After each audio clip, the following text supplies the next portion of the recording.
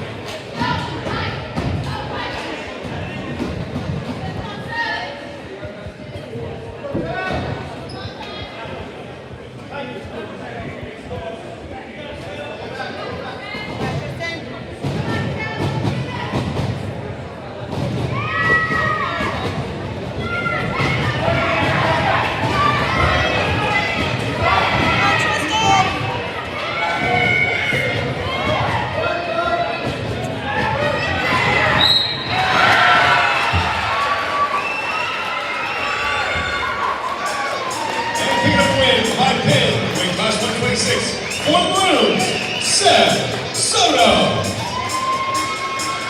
Final due score, Wildcats one away with it, 61-9.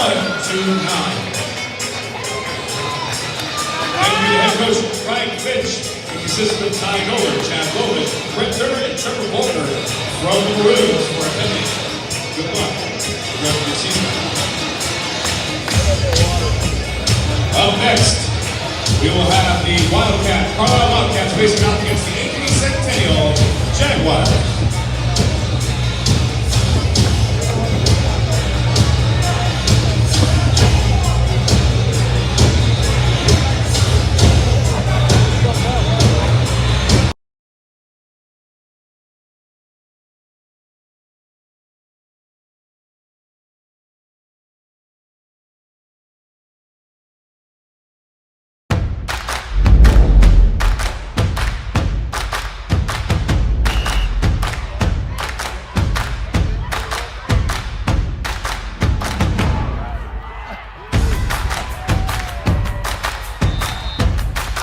When you go home, you'll feel good about what you did, and you know, you're doing it for the kids. If they don't have us, they don't have these games.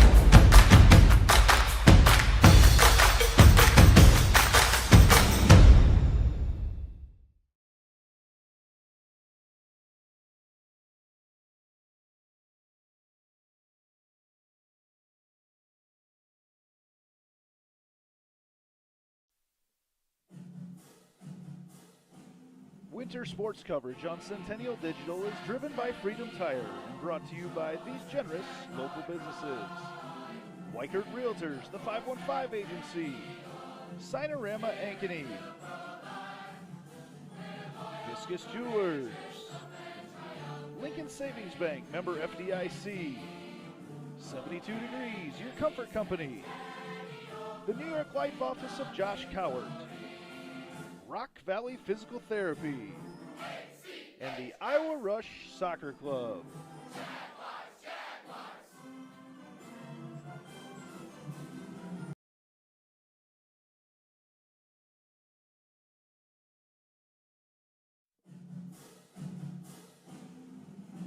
Winter sports coverage on Centennial Digital is driven by Freedom Tire and brought to you by these generous local businesses.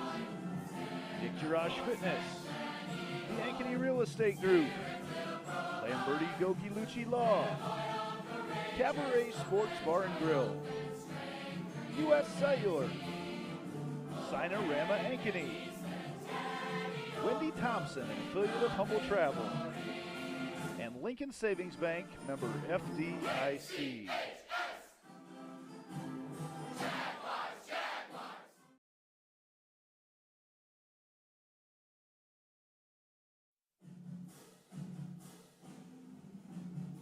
Winter sports coverage on Centennial Digital is driven by Freedom Tire and brought to you by these generous local businesses. Weichert Realtors, the 515 Agency, Summit Family Dental, All-Star Concrete, the Prairie Trail Sports Complex, Joe Bennett Homes, Ankeny Orthodontics, Rainbow of the Heartland, and West 40 Market.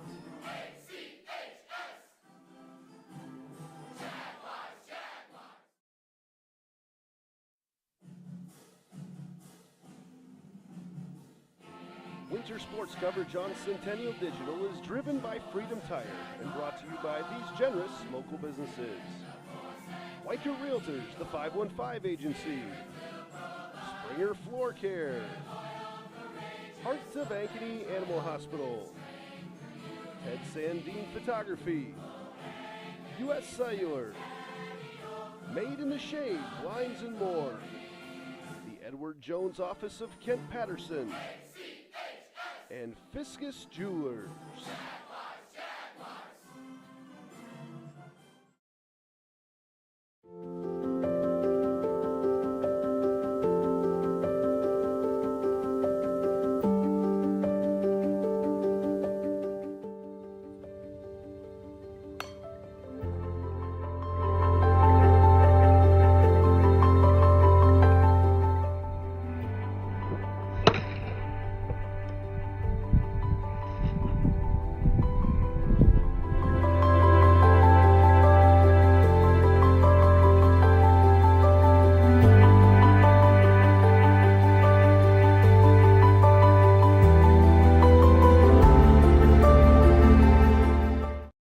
So when an athlete walks into Nick Garage Fitness, the one thing we want them to know is that this is a phenomenal community. We have the best coaching, we have the best technology, we have the programming that can help them succeed. So whether it's trying to get on JV for the first time, going to that next level on varsity, going from a second string to an all-state player, we have the tools, we have the programming and the coaching in order to take each individual to their next level.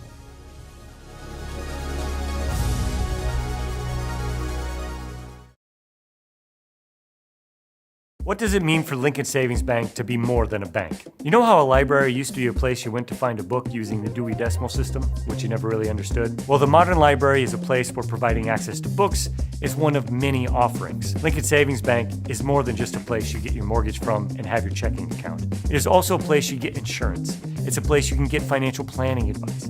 It's a place you can do college planning. Have I made my point? Lincoln Savings Bank, more than a bank.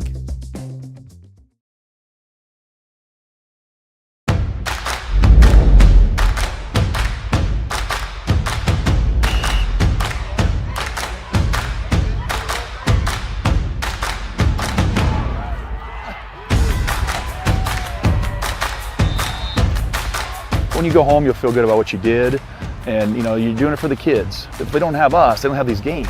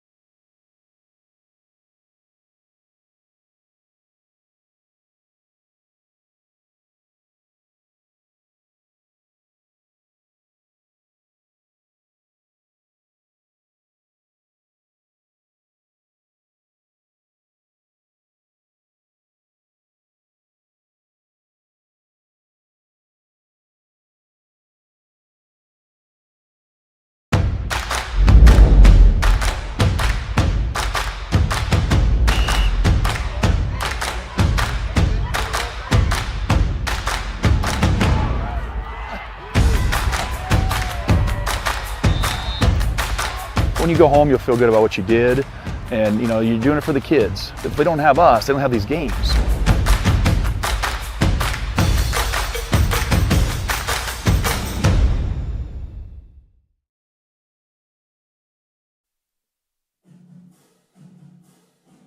Winter sports coverage on Centennial Digital is driven by Freedom Tire and brought to you by these generous local businesses.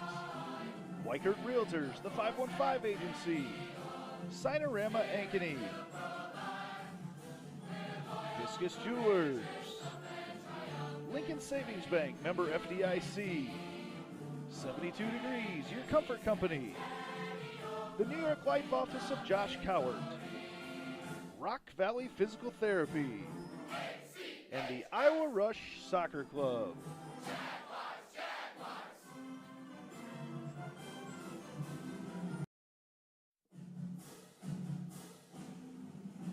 Winter sports coverage on Centennial Digital is driven by Freedom Tire and brought to you by these generous local businesses.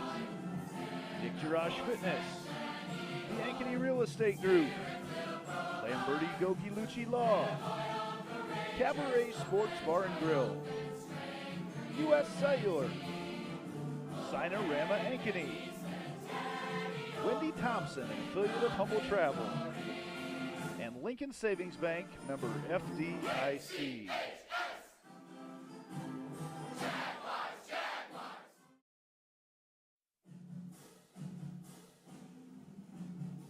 Winter sports coverage on Centennial Digital is driven by Freedom Tire and brought to you by these generous local businesses. Weichert Realtors, the 515 Agency, Summit Family Dental, All-Star Concrete, the Prairie Trail Sports Complex, Joe Bennett Homes, Ankeny Orthodontics, Rainbow of the Heartland, and West 40 Market.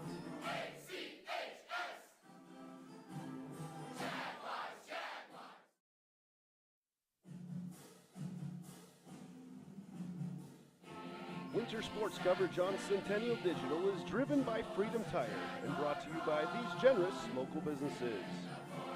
Weichert Realtors, the 515 Agency, Springer Floor Care, Hearts of Ankeny Animal Hospital, Ted Sandine Photography, U.S. Cellular, Made in the Shade, Blinds and More, the Edward Jones Office of Kent Patterson, and Fiscus Jewelers.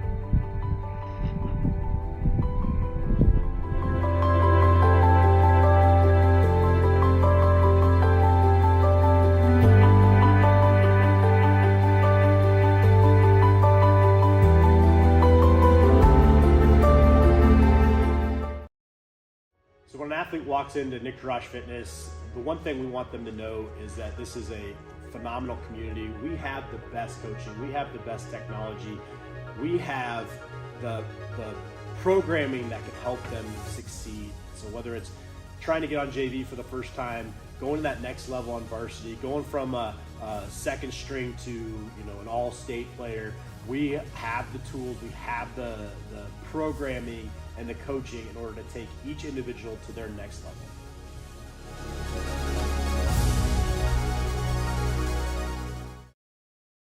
What does it mean for Lincoln Savings Bank to be more than a bank? You know how a library used to be a place you went to find a book using the Dewey Decimal System, which you never really understood? Well, the modern library is a place where providing access to books is one of many offerings. Lincoln Savings Bank is more than just a place you get your mortgage from and have your checking account. It is also a place you get insurance. It's a place you can get financial planning advice. It's a place you can do college planning. Have I made my point? Lincoln Savings Bank, more than a bank.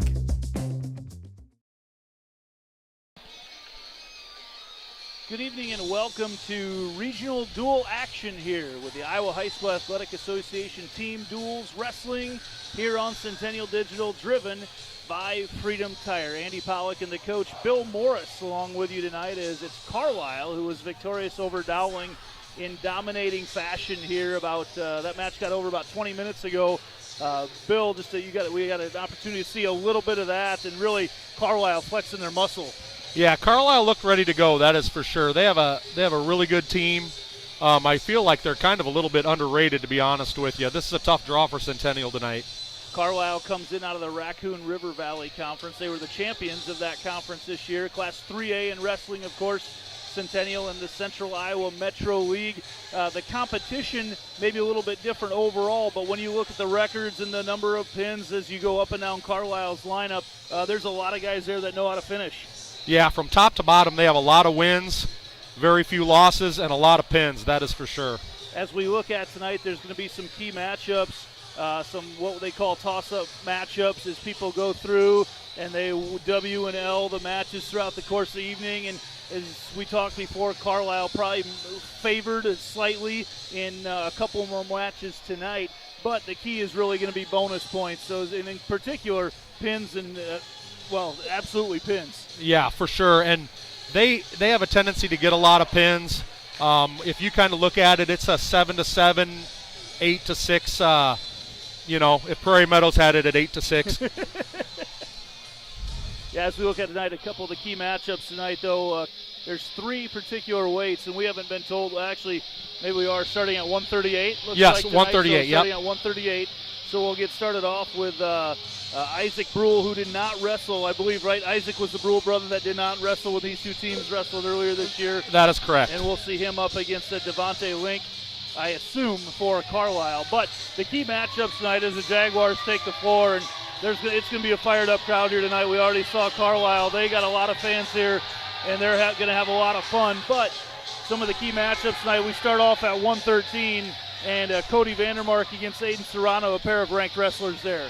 Yeah, they wrestled earlier on this year in the duel, which Centennial nipped them there at the end. I believe that Carlisle was without their heavyweight, and we were without Isaac. But, yeah, that was a fairly tight match that I believe Serrano pulled off by a couple points. Today and always, our pregame show is brought to you by Signorama Ankeny.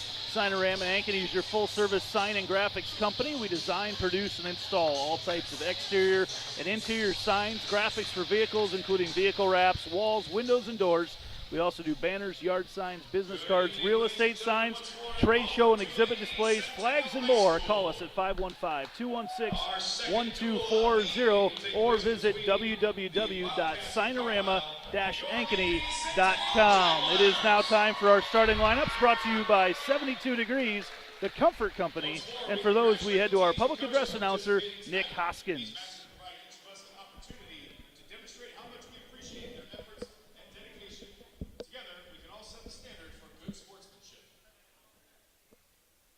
Folks, let's hear the starting lineups for this evening. Starting at weight class 138 for the Wildcats, Devontae Link. And for the Jaguars, it will be either Isaac Brule or Calvin Hay. At weight class 145 for the Wildcats, Jackson Miller. And for the Jaguars, either Lucas Brule or Jackson Anderson. Weight class 152 for the Wildcats, Zach Streeter. And for the Jaguars, Tyler Brennan.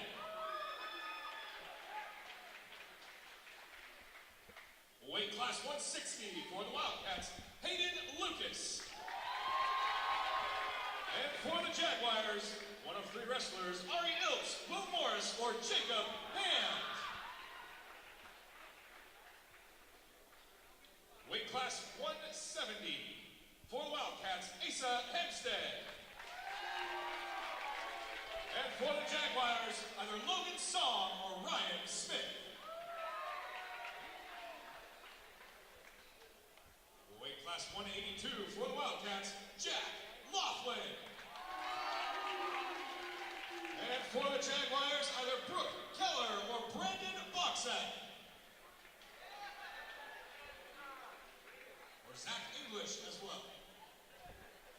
Weight class 195 for the Wildcats, Jess Kirchill. And for the Jaguars, Jack Cahill or Eric Entrikin. Weight class 220 for the Wildcats, Joshua Hempstead. And for the Jaguars, either Mitchell Grider or Max Dickinson.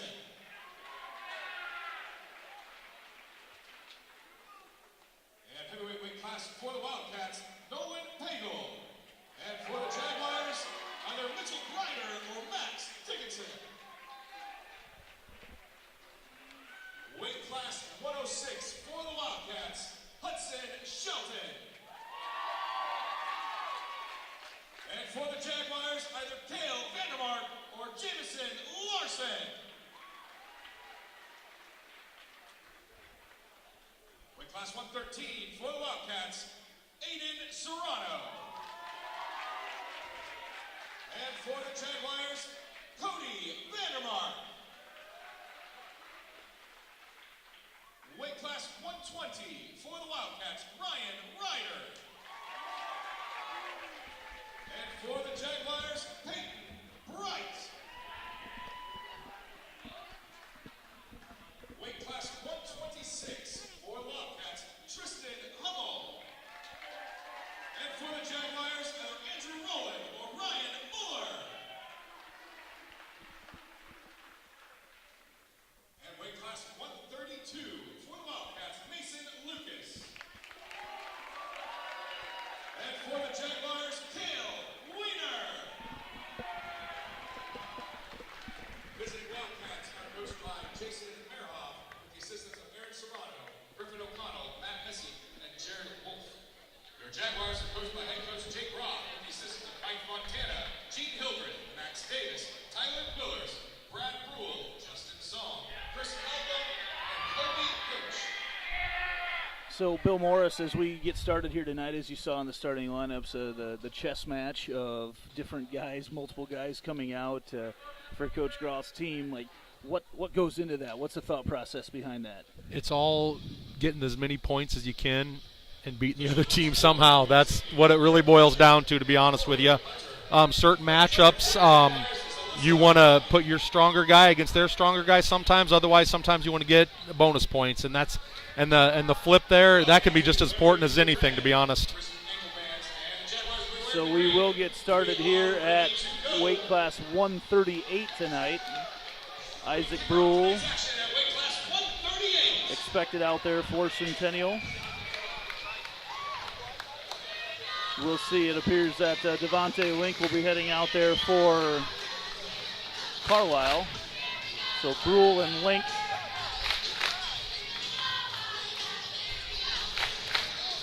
And a loud crowd will have a tough time hearing each other tonight a couple times too, Bill, it sounds like. So yeah, these Carlisle guys are a little rowdy. I like it. It's going to be a fun wrestling atmosphere inside the jungle tonight. Great crowd over there for Centennial as well. Lights are down. Centennial, obviously the home team on the scoreboard. They'll have the green ankle bands tonight. Devontae Link and Isaac Brule here to start things off at 138. 2 minutes on the clock here in the first period. Brule. It's definitely good to have Isaac back in the lineup. No doubt, the sophomore, and he's had a lot of varsity experience, not just wrestling, but in other sports as well. Yeah, baseball and football as well. He had a tough injury at the last game in the playoffs for football. He broke his leg, and so he got a late start in wrestling here. He gets in on the calf and then picks the ankle for a quick takedown on the right edge of the mat. 2 points. He's going to cut Link loose. And both wrestlers back to neutral. See them work around the heads. Brule has that wrestling DNA. Yeah, you'll see his brother wrestle next, Lucas. He fends off a single there from Link with Wrestlers locked in a headlock here as they work towards that far edge of the mat. They've moved the Carlisle cheerleaders now. They started off down the bottom left, and the referee came over and made a move, and now Lincoln on a single throws Brule away, and Brule having to get defensive escapes that one. 2-1 here with 47 seconds to go in the first period. Isaac Brule leading Devontae Link at 138. Match 1 of 14 tonight. And Brule gets the takedown. He's got Link to his back. 35 seconds to work him down. The countdown is on. Brule continues to work it. He's got his mat. There's a 3 count has been had, so he's going to have the back points there. Brule continues to work Link. He's got 24 seconds to do it. Link trying to work out of it, but Brule getting up high, and he gets the pin. A big pin to start the night for Isaac Brule at 138, and that's those bonus points we talked about in the pregame. That was one of those matches where Centennial definitely needed the bonus points. So a big start there for Isaac Brule tonight for Centennial. And now we bring up his older brother, Lucas Brule, at 145.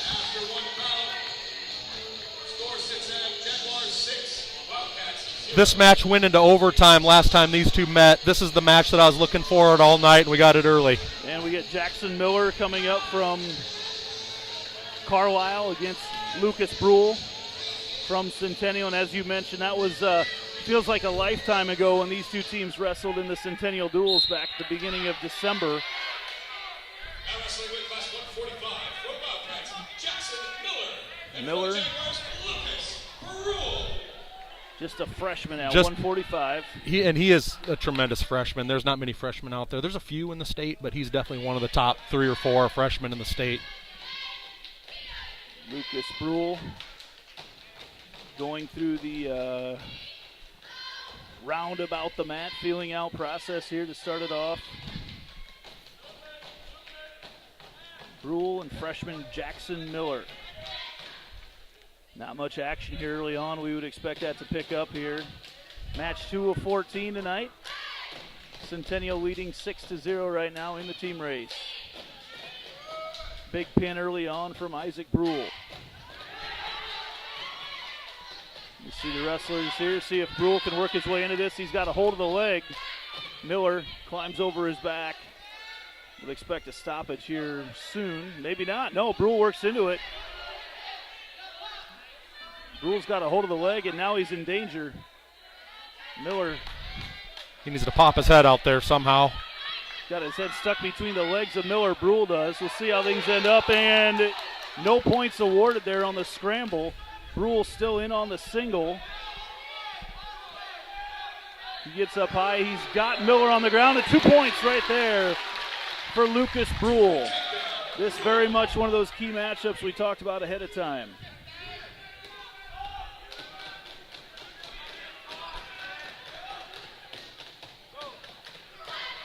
Miller 33-4 on the season. And now with 13 seconds to go in the first period, Lucas Brule leading Miller, Jackson Miller of Carlisle. 2-0 right now.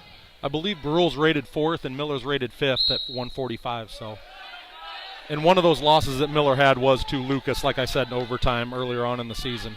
See if Brule can keep him down here and not give up the 1-point escape before the end of the period. It appears he will, and he does. He almost got him to the shoulders there at the end.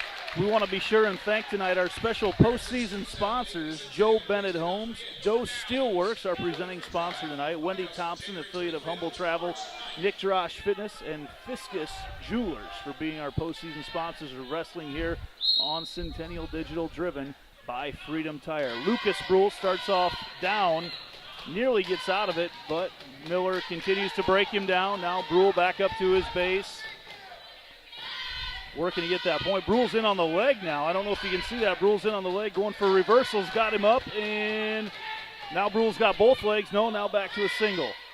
Good job by Miller to fight that one off. Miller still in control at the moment. Brule has not been awarded any points, and now Brule appears to have the escape. Once he gets his leg out, he does. Got the reversal there. Good points. Lucas Brule on the escape. Now we'll see how he chooses to break him down. It's going to be very tough to get a wrestler like Miller on his back. Yes. For only being a freshman, this kid has not suffered very many losses in his lifetime. I can tell you that. I've seen this kid wrestle a lot.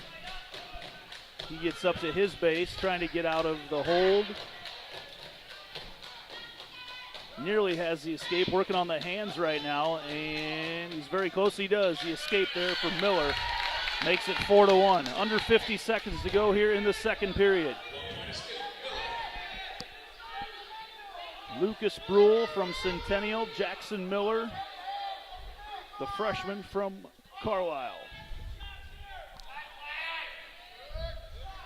These guys likely to see each other again at some point down the road as both underclassmen. You see Brule fends off the double attempt there from Miller, and stalemate going to be called. We'll head back to the middle. See if either wrestler decides to attack here with under 20 seconds to go in the second period. Brule shoots in. He does. He's got the single. See if he can convert this. This will be big points here at the end of the period. 10 seconds to go, and getting out of it is Miller. Good defensive move there from Jackson Miller. This is a huge match in the duel, but if there was some way that Lucas could somehow get some bonus points out of it, that would be enormous. He leads 4-1 right now. That's a tall task, though. See if he can get to that major decision. Especially right now, though, with Miller starting down. It'll be very tough to, without cutting him loose and counting on a lot of takedowns or back points. Brule stays in control. Big throws him to the ground. Gets himself back in control. Lucas Brule, one of our big matches this evening here at 145. Lucas Brule from Centennial, Jackson Miller from Carlisle. You see Miller's up to his seat. Going to be tough to stand up from there. He gets that right leg up. Look for him to come up here soon. Nope. Brule keeps him on the ground. There he's back to his base. Miller's pretty strong for a freshman, that's for sure. Brule's got control of the head, and then he's got him around the waist, too. Minute 15 to go in the third period. Brule continues to work towards the edge. Miller just can't quite get out, and he does right there on the back edge of the mat. Makes the score 4-2. 1 minute to go in this third period. Big matchup of ranked wrestlers here at 145. Lucas Brule with his back to us right now. Jackson Miller, that just a little bit of that Carlisle red and gold on his black singlet. Carlisle crowd right in front of us, imploring Miller to shoot. I think he's going to turn it on here in about 10 seconds. He's going to start really firing away. 30 seconds to go. You just want to be careful not to get caught in a bad situation either here and give up bonus points as both wrestlers locked up with the arms. Now 20 seconds to go. Look for the throw here as Miller's got his arms underneath. Look for him to try to use his hips to throw. He's working in. 10 seconds to go, and then Brule puts him down. Oh, we're no points awarded yet. Brule's a little high and gets the two. There he got it. There he got it. Lucas Brule. Miller was definitely setting up something there. He was. Heck of a match. Like he was trying to throw him, trying to get his arms in and work the throw, and that's a huge win for Lucas Brule to put the Jaguars up 9-0 as we head now to 1. That Jackson Miller is going to be a multi-time state champion, if you ask me. That was a heck of a match. Key matchup there for Brule. This is the stretch of the duel where Centennial is going to need to pull off a win or two here in the next 3 or so matches, and then the heavy guys. Looks like Tyler Brennan coming out for Centennial and Zach Streeter. Yep, Zach Streeter coming out for the Wildcats. Tyler Brennan out there for Carlisle. These are some of these toss-up matches that you talked about, and see if, like you said, Centennial can get a couple wins here at some point. Streeter comes in this one. He's 29-12 at 152 this year. Brennan was wrestling at 138 earlier on in the season, so he's giving up a lot of weight here. You can just see that in the wrestlers out as they circle on the mat right now. Centennial has several weights tonight that are going to probably give up, kind of fighting that forest fire with a squirt gun type of feeling. I know one in particular really well. Bill, of course, alluding to his son, Will, who will be wrestling at 160, we expect to see here later. If he is that. Yeah, he might end up being 70. We'll see. Brennan is in on the head right now, trying to break down Streeter as the wrestlers continue to circle, and then Streeter comes in, and Streeter appears he's going to have two, and he's got a reverse cradle in on him right now, working that reverse cradle, trying to get him through, and a 2-point takedown there for Zach Streeter of Carlisle. Loses his headgear. I'm not sure if they need to stop play eventually for that or not. They'll give him an opportunity to fight through this move right now. Brennan from Centennial down on the mat. Streeter's a solid wrestler. Brennan has a lot of fight in him. We got to somehow come up with a win here or keep it minimal. You see Streeter really working that right arm of Brennan, forcing it in there. Brennan nearly out of it there with 20 seconds to go. See if he can pick up the single point here for an escape here at the end of the match. Does not appear he will. He's not in a very good position down here in the shadows, right in front of us to get out as Streeter continues to ride him. If you watch college wrestling, there's no riding time in high school wrestling like there is in college, so more so just a matter of breaking your opponent down and really wearing him out as you work from that top position. Yeah, and when you're giving up a lot of weight, it's tough to be on the mat and have success, but Tyler did a great job there fighting everything off. So Brennan will take the top position here as we begin the second period. He trails 2-0. Throws Streeter down right away and gets him back down to the mat. Everything just amplified a little bit more here tonight as we get into postseason. We've been here for a lot of wrestling meets this year, and for the most part, it's been pretty chill. There hasn't been many close matchups, but these two teams battled earlier this season. Centennial won by 2 in a duel here, and tonight as we watch this, just some key matchups here tonight. And this, like you said, if Brennan can keep this close or maybe even pull an upset, that would be huge for the Jaguars. Yeah, there's definitely a lot of juice in the gym, that's for sure. Brennan tries to throw Streeter there, no luck, but Streeter in on that leg now. He's got Brennan's leg trying to pull it in for the reversal, and Brennan does a good job kicking out of it, and now Brennan in control on top. He's ridden him for 40 seconds of this period. Doesn't matter, just the breakdown aspect of it, keeping Streeter from getting that point. Streeter about to get out of it, and he does there.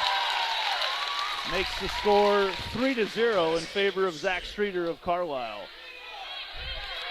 You mentioned Brennan, a scrapper. You just noticed it out there. The technique will come eventually, but right now he's a brawler out there on the mat. He really is, and Streeter's a good wrestler. You could tell his technique. He's pretty on point. Streeter from Carlisle leading 3-0 right now. He's in for another takedown here. And now he's trying to work in to get Brennan turned. He's got his right arm as he tries to pull him over. Brennan fighting it off right now the best he can.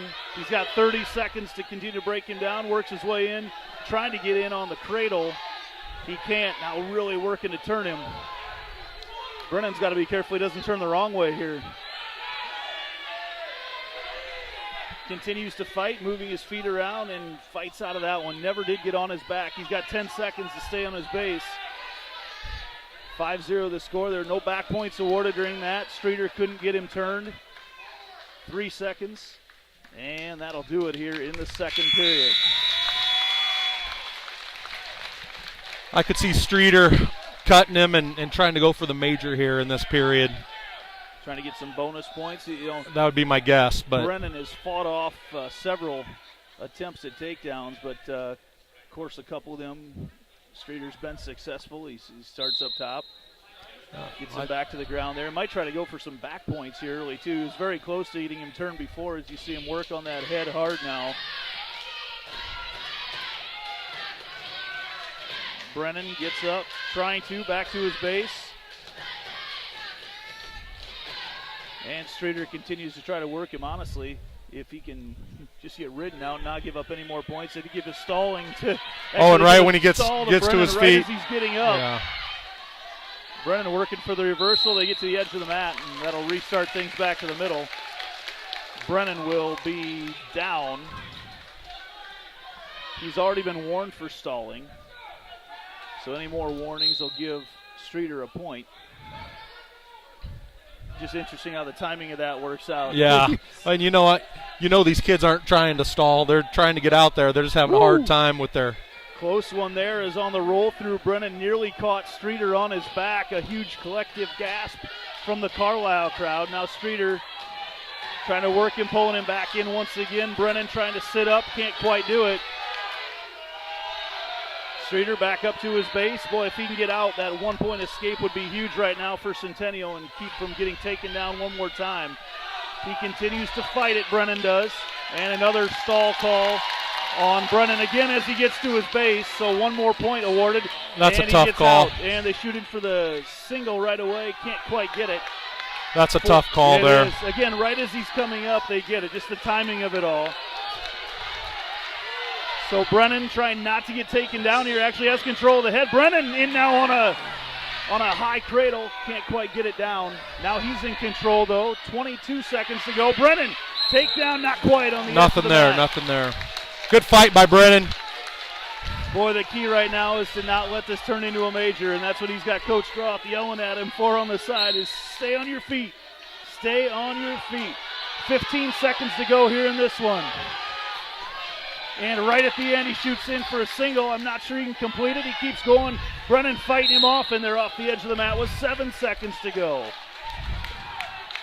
Look for a quick shot here from Streeter. Ooh, a little early there. Yep. He's going for it. He is right away. These two are competing. I love it. And there's another stall, another point awarded. Not going to matter here. Yes, that's it.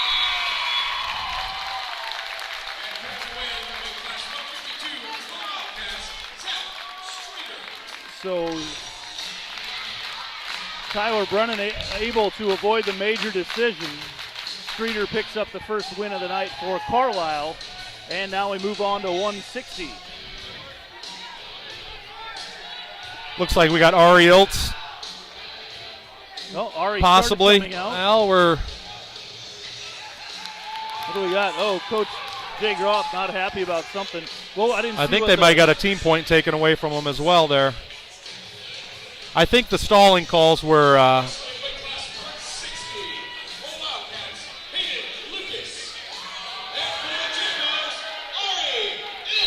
don't know if he got a point taken away, a team point, or not. They haven't taken it away off the scoreboard yet. As we start here at 160, Ari Eltz for Centennial. And it is Hayden Lucas. Lucas, I believe, is rated 7th at 160. Ari's having a good season as well. Lucas 30-9 on the season for Carlisle. A lot of very, very good-looking records here for the Carlisle Wildcats. Good-looking kids, too. Long, lean, Coach good Jason technique. Merhoff was named the 3A Coach of the Year, actually, by the Coaches and Officials Association. I believe that was announced just today. Well-deserved. He's put together quite the team. Ari Eltz battling with Hayden Lucas right now underneath the lights here in the jungle at Ankeny Centennial. Eltz and Lucas continue to circle right now. Like you said, there's just a body type difference. So the long bodies of the Carlisle wrestlers, as you mentioned, a couple of the Centennial guys not up to weight. They're wrestling up right now, but man, those body types are noticeable right now. But great fight in that last one for Centennial from Tyler Brennan to avoid the major. Just give up 3 here, and that may be something key right now as well. Not giving up any bonus points. That's the beauty about wrestling, though. It doesn't matter the body type. If you know what you're doing and can get after it, anybody can win. Ari Eltz continues to battle right now, the junior. A lot of these Centennial wrestlers will be back for another year. Yeah, fairly young team. 4 seniors, I believe. Kind of a flyby there for Lucas. Eltz fights it off, and looks like we're going to head to the end of the first period with no points here given up as both wrestlers just kind of circling, feeling each other out here at the end of the first period. Eltz with a quick little right shove there at the end of the period. Little fireworks in the stands. Yeah. I expect there to be tonight. It's a good, especially when you have the lights off. That just amplifies everything even more. Eltz starts on the bottom here the second period. See if he can get out here. Lucas breaking him down. Eltz back up to his base. Good Got a shot cradle in. right here on the corner. Eltz continue to try to get up. Looks like Lucas may have him in a headlock down there, trying to get him turned. Eltz I think he's got a cradle locked up. He does. I see you with the left working arm off the edge of the mat. That's key to get off the edge there for Eltz. I didn't see that left arm in on the left leg. As they are going to restart things 27 seconds into the second period. 9-3 in the team race right now. The winner moves on to Saturday. Oh, Eltz, he's got this. Eltz is going to get Ari out about here. had him right to his back there. Got and one, but quickly he's right. Lucas back in on the single from the side. Eltz trying to fight it off. He's got him up, looking for action here. Lucas going to continue to break him down. Eltz able to get out of it. That's key there for Ari Eltz. Wow. They're at 1:05 to go. That was about to be a sure 2 points for Lucas, and Eltz was able to get out of it. As they go back to the middle in neutral position. I'm envious of the hair these two wrestlers have. Yes. It's been a long time since I've had hair like that. Eltz battles off another one again. He's been very defensive this match. For our lack of hair, though, we've put on the size, though, to make up for it. No doubt. You wouldn't find me wrestling at the 160 weight class for sure. 28 seconds to go here at 160. Eltz and Lucas, and a caution there, on a stall whistled on Hayden Lucas as he came off the edge of the mat. That might be a little bit of a makeup call from the last match, I believe. 19 seconds to go. Eltz would like to pull the upset here over Hayden Lucas. Will be a key match here tonight as we head to these upper middleweights, I guess. Is that even a term in wrestling, upper middleweights? Yeah, sure. Sure, it is tonight. Eltz big with a takedown there at the horn. Ari Eltz comes around from behind at Lucas and gets a 2-point takedown to give him a 3-0 lead as we head to the third. That was a big takedown there.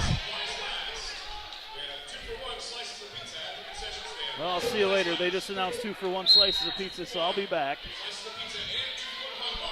Eltz on top right now of Lucas. 3-0 the score. Ari trying to ride him out right now. Ari's pretty tough on top when he can get that leg in, but I think Lucas he's a pretty good wrestler. Sometimes these really good wrestlers, it's hard to get that leg in and ride them this whole period. Eltz continues to break him down. At this point, you're not even thinking bonus points. You're just thinking if the Jags can somehow come away with a win here at 160. Eltz continues to break him down from the top. Starting to get a little high right now. Exposing the leg for Lucas to reach back and grab it. Gets himself back hip to hip. If Ari can somehow get some back points here or just even ride him out, that'd be enormous, but... Oh, look out, he's got the leg. Lucas has the leg, turns around, he's got the reversal. 3-2 now. He may have to cut him if he can't get him to his back because he'll have to shoot for another takedown here. 3-2 right now. 1 minute to go in the third period. Ari Eltz trying to... Ari has to keep working hard. Eltz has not been cautioned at all yet for a stall. If there's a time to get all you can out of that call, now's the time. They're going to start chirping here pretty soon, too, as far as now we're going to cut him. There you go, cuts him loose. Not quite, actually. He tries to cut him loose to get him to his back. Eltz gets back up. It doesn't matter. No control's been changed yet. It's still 3-2. He says Lucas is still in control. They get off the edge of the mat. 31.7 seconds to go in a huge key matchup tonight between Ari Eltz of Centennial and Hayden Lucas for Carlisle. Lucas is going to be coming on fire here. The crowd is hyped for this one right now. Goes down, comes around. It's 4-2. He cut him loose. Eltz trying to avoid it. 18 seconds to go. Comes back, gets out. Now 15 seconds. Eltz could stall this out. Yes, he could. You could run around maybe the mat and stall this one out. He's got to stay close, 10 though. 10 seconds to go. He gets away. There's the caution. Is it going to matter? 5 seconds to go. Eltz right at the end. Eltz fights it off. And Ari Eltz is going to come away with the upset. That's a big upset there. Key matchup tonight. Ari Eltz, 4-2. over Hayden Lucas of Carlisle. And that gives the Jaguars a 12-3 lead now as we head to 170. What a match there for Ariel. Looks like Logan Song might be wrestling here. He's been hurt all year. He's been fighting through a back injury. It's either going to be him or Will. It looks like Will. Well, I tell you what, if we can get an upset here, there might be some beverages bought by his old man at the old cabaret tonight. But this is a tall task for Will. Ace is a great wrestler. Hard to announce your own kid, that's for sure. I've been there. I know exactly what you're talking about. Especially in this sport. Yeah, wrestling is just a little bit different. As the kids say, it just slaps a little different right now. So Will Morris, the son of my color man Bill Morris, wrestling against Asa Hempstead. Hempstead gets around behind early on for a takedown. Morris giving up probably about 12 to 15 pounds, I would guess. Well, 2 weeks ago he wrestled at 52, so yeah, it's, you know what. He fights hard. It's good experience for him, but it'd sure be nice for him to pull an upset. Or Hempstead 32-4, the sophomore from Carlisle. And he has like 29 pins, so that's that bodes well for Carlisle here. Will Morris for Centennial, who has undoubtedly been getting beat on by his older siblings for his whole life. Including his sister Sydney. Yes. I think those days are over though. She's learned not to pick that fight anymore, huh? 1 minute into this one as Hempstead continues to work on the top of Morris. Morris, good fight though right now. He kept from getting turned to his back, staying active down there as they work off that far edge of the mat away from us. Back up to his base, Morris works.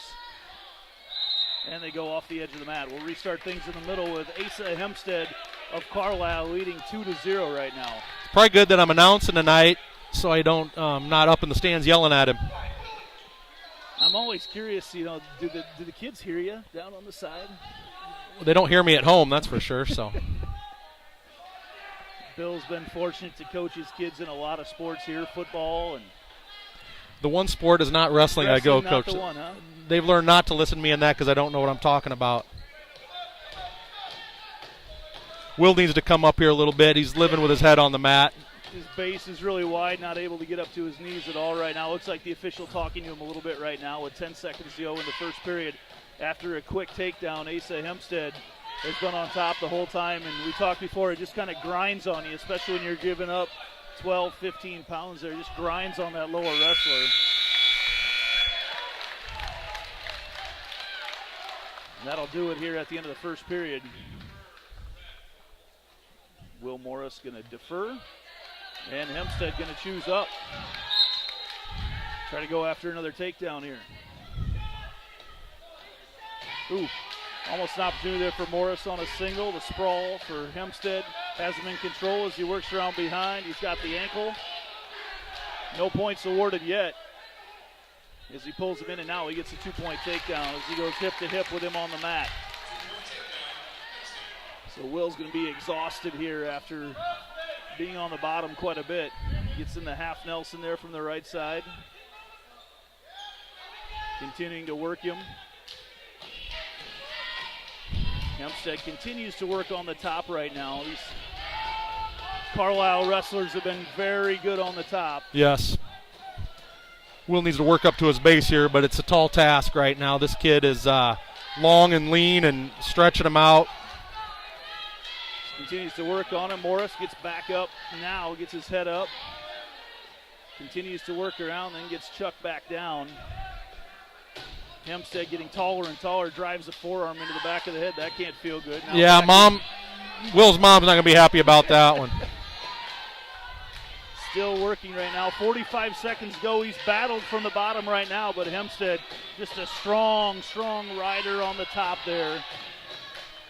As he pulls that left arm underneath. Now a stall call on Morris. He just immediately gets his head shoved right back down to the mat, and then a caution called right away there again on Hempstead as he just took his hand and shoved him right down to the mat. 31 seconds to go here. in the period. Hempstead back on top. Man, throws Morris's face right back down on the mat once again. 25 seconds to go. Each wrestler's been whistled for a stall, or caution for a stall. Working in now on the cradle.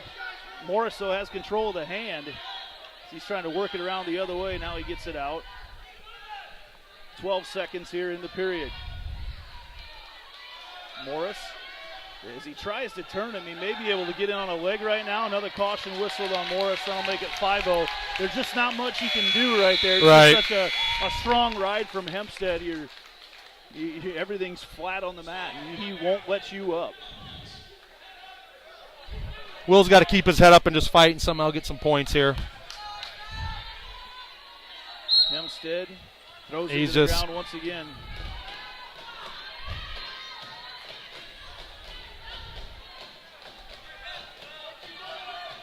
Works back into the cradle. He's got him across the face. He pulls it closer together.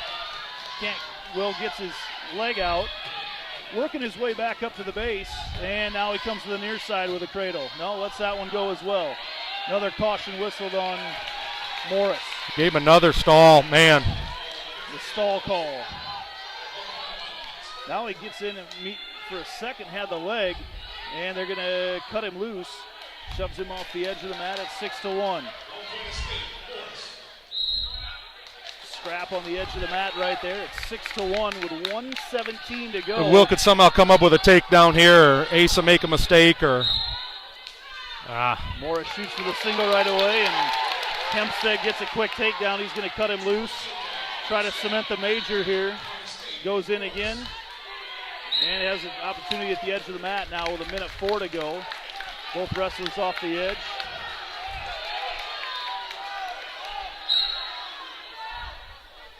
Shoots in. Good sprawl there by Will. Gets out of it. And nice hips there for Hempstead as he drives in. Has control of the leg and gets another takedown there.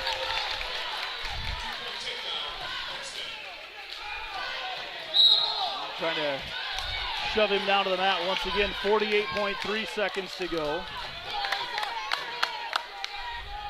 The whole Carlisle bench is on their feet right now as Hempstead's going to cut him loose to make the score 10-4. 45 seconds to go here in the third period. Shoots in on a single once again. Can't get it.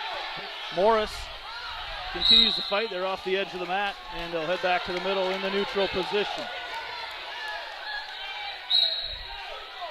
Morris shoots in right away. He's going in on a single. He almost out. Yeah. Nice defensive move there by Hempstead. Gets the takedown. Leads now 12-4. Will almost had a leg there, but Ace is just too. That powerful lower body that was kicked out was just too high on it. Couldn't pull it in. Another stall call. Again, just not much to do as he's got him flat on the mat. 13-4 the score. As he continues to work another stall. It's nothing he can do right now, just trying not to get tech fault or pinned, and the clock has run out. The clock malfunctioned at 1.9 seconds. Official's going to talk right now. Not sure what would be the discussion here, Bill. I'm not exactly sure what this would be, to be honest with you. The clock was out, or it stopped at one point. It stopped with 1.9 seconds to go.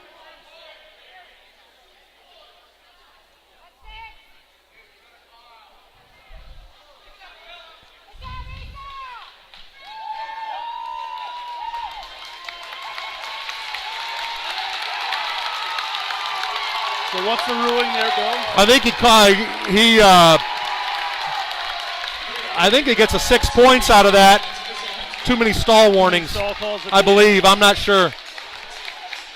Just a tough ride there from Hempstead. It's so difficult.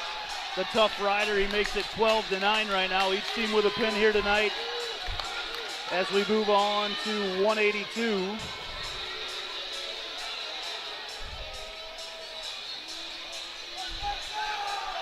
Coach Groff not happy down there for No, and there was a few, but I don't think there was that many, but I'm also a biased dad too, so. Zach English out there for Centennial. This is a match where Centennial's going to need to get some bonus points after that, unfortunately. Jack Laughlin from Carlisle, future Hawkeye football player, walking on over there in Iowa City. 12-9 our team score right now. Zach English and Jack Laughlin here at 182 go up against each other. Laughlin 33-7, the senior. English, senior as well.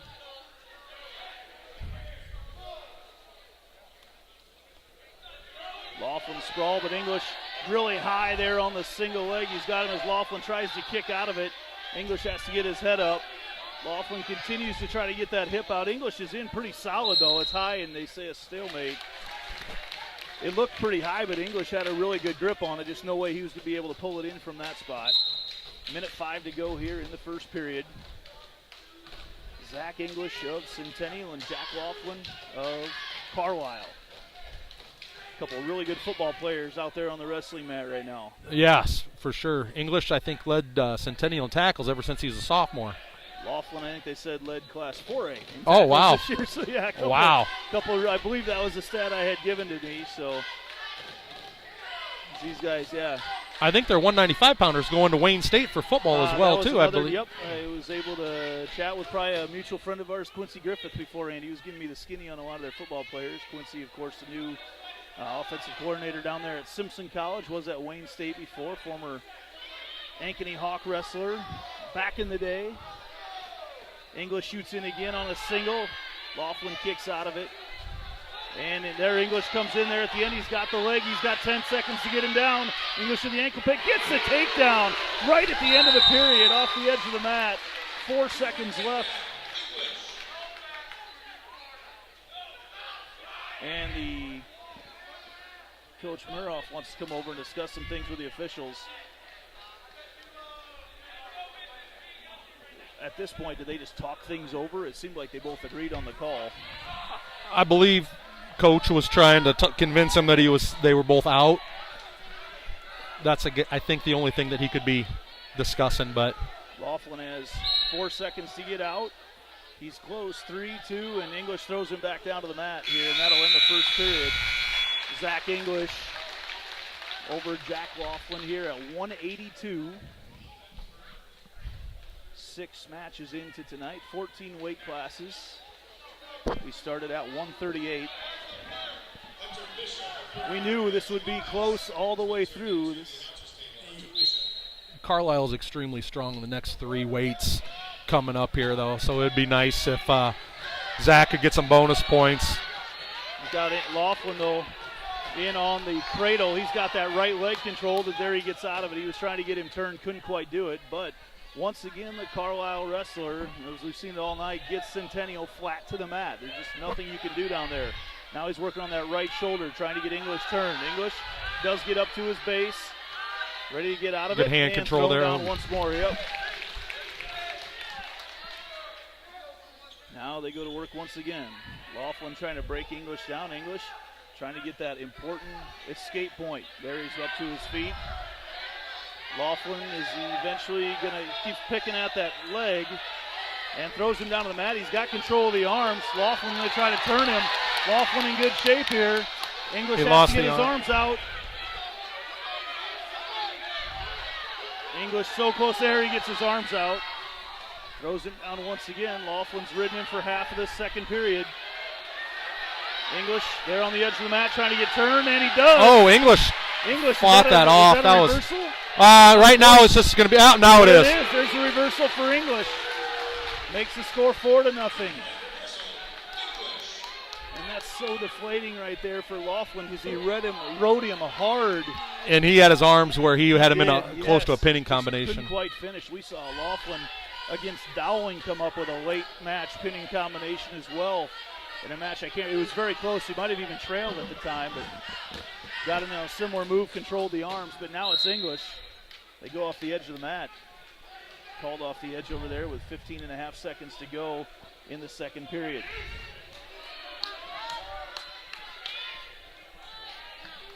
So English goes to work again once more from the top. Gets a little high right now. 12 seconds to go in the period. English throws him down once more. Little crab right here. See if he can ride him out for the last 4 seconds. And he does. So a good period there for English. Gets the reversal and take a 4-0 lead here over Jack Laughlin from Carlisle. Wrestlers will start neutral. So Laughlin looking for a takedown here. Conditioning coming into play. Several 6-minute matches here tonight. Laughlin works in hard on that right arm, or that left arm, of English. Laughlin there in the red Wildcat on his back. Both schools, if you change the colors of their logos, are very similar. Yes. Set them up ahead of time on the screen. English for Centennial, Laughlin from Carlisle in a key matchup here tonight. As they continue to work around on the mat, now down to a minute 20 to go here in this match at 182. And English shoots in on a single once again. He's got it high, and he's going to drive Laughlin around, and then Laughlin flips it over. Oh, wow. No points awarded yet because then English scramble. is going to come through. Not quite. English gets his head out and gets the 2. Right there at the end. They gave him the 2. Yes, they did. Okay. What happened to English there at the end? I think just his headgear, maybe. I don't know if he got kicked in the ear or something there or not. They're out there just fixing the headgear on him right now. We got another set. He wants his. Another so English. Going to try to ride out Laughlin here in the third. He might try to go for bonus points here, to be honest with you. He'd try to get him to his back somehow. And if he can, after about 20 seconds, he might cut him. We'll see. Key team points right now here, and a caution there on English as he moved a little bit early. So there's your answer. He's going to try to work his back right away. Gets pretty high there initially on Laughlin. What you don't want to do is get caught here right now. Right, Laughlin's dangerous. Yeah, he's got some strong finishing moves. English working in high on him right now. Laughlin's got control of his left leg though. Laughlin working back up. English working in on the half. Laughlin back up to his Looks like English might cut him now. Yep, there's the time to cut him loose. 40 seconds to go in this one. 6-1, Zach English with a lead over Jack Laughlin of Carlisle. Zach's going to have to step on the gas here if he wants to get 2 takedowns. Comes away, does not appear he's going to get it. He's getting yelled at by his sideline to shoot in, but Laughlin shoots over. Laughlin had an opportunity there as English lost his balance. He continues to fight over. English works from behind. There he gets a takedown there at the end. Now he needs to cut him. Tell him to cut him loose real quick and then go after him again. 8-1, and English shoots in again. He's not going to get that second takedown. So it's going to go down. It's just a decision here. Oh, they're off the edge of the mat. He's got 1.7 seconds to get it. He's tired. He's very tired. You can't blame him right now. It's been a physical matchup. He shoots in right away and can't quite get it. But Zach English will get the decision here at 182 and 3 more important key points in this regional dual final. The winner of this matchup tonight will head to Iowa City or Coralville, I should say, on Saturday at MediaCom Extreme Arena for the state dual championships. The top 8 teams will be over there. And I guess, I don't know, is this the first year they've done this at the Extreme Arena? Yes, this is a new format where I believe they do it typically I think they did it during traditional state week, and it was just a really bad setup for the athletes, to be honest with you. It was just tough for them to compete in the state duels and then also compete in the individual state days later.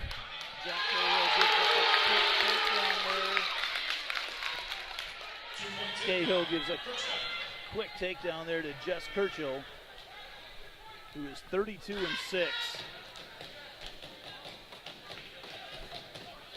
And this is the gentleman that's going to Wayne State, correct, for football? Yes, I believe this is him, yep. He looks like it. Yes, he does. Another kid giving up a lot of weight here, too, in Cahill. He's fought hard this year, but he's probably a 70 or an 82-pounder. continues to work in on him right now as Churchill has him on the countdown. One of the few near falls we've seen tonight, one of the few countdowns we've seen so far in this one. He's got 3 right now. He continues to have KO flip, and there's the pin.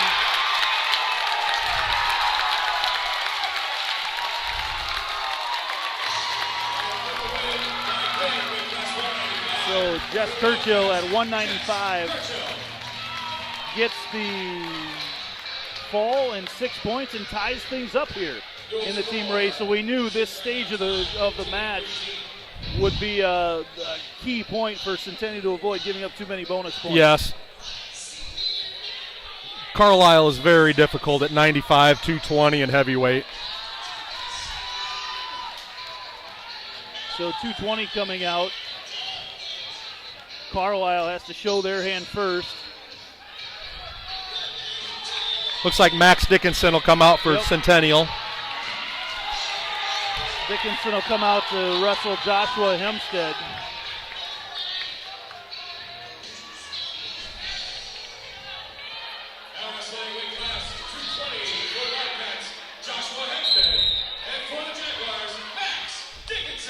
So Hempstead, one of the better wrestlers in the state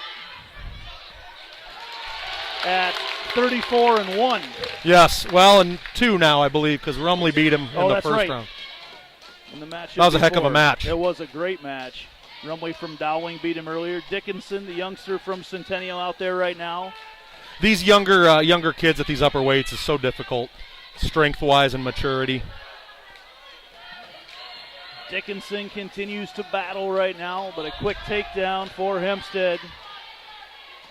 He's got him working the cradle right now. He's got him on his back. Hempstead, the finisher, he's got Dickinson to the mat right now. And there's the pin on the edge of the mat.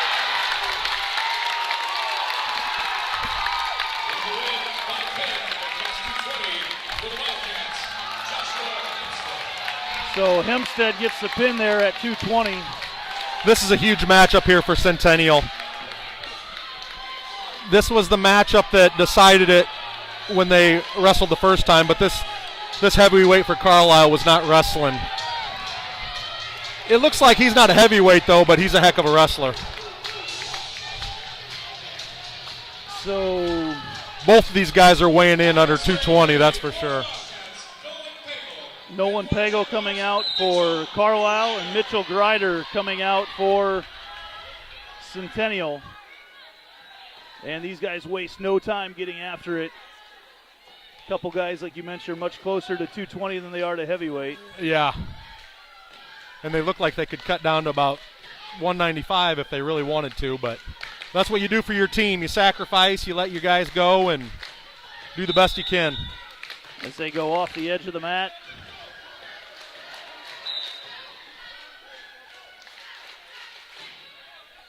Mitch Grider for Centennial, Nolan Pegel for Carlisle.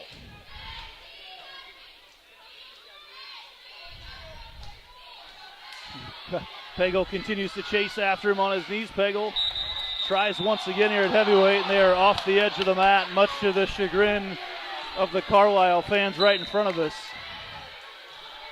This is one of the more active heavyweight matchups I've seen. Yes, for sure. It's what you get when you have a few underweighted heavyweights here wrestling. Grider gets taken down there by Pegel.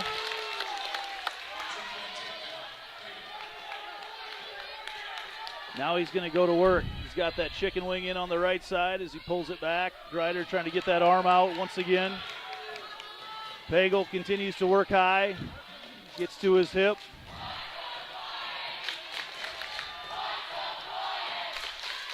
Pegel continues to work right now. Usually you get the student sections doing that. That was the parents there. It's always interesting. Wrestling is a intense spectator sport. As Pegel continues to work in, nothing called here on Pegel as he gets his head back off the mat, but this is purely defensive right now on his part, trying not to get turned. Actually gets up right off the edge and thrown back down with 9.8 seconds to go here in the period, first period. 2-0. Nolan Pagel leads Mitch Grider of Centennial here at heavyweight tonight. Grider, a last-ditch effort to try to get out. I think Mitchell he could have kept going with that switch, and he might would have had it, but he stopped it.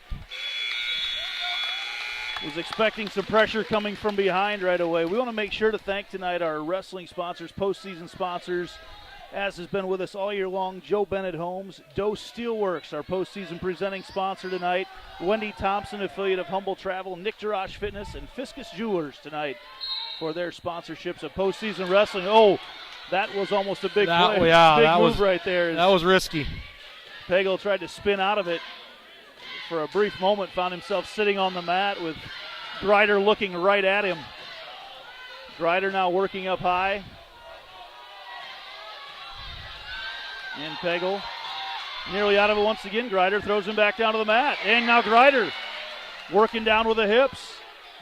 Going to see if he can get Pagel onto his back. These Carlisle wrestlers have not spent much time on their back tonight. You just have not seen too many countdowns. Well, neither for the Centennial wrestlers, for that matter. It's been a very fun, active wrestling match tonight.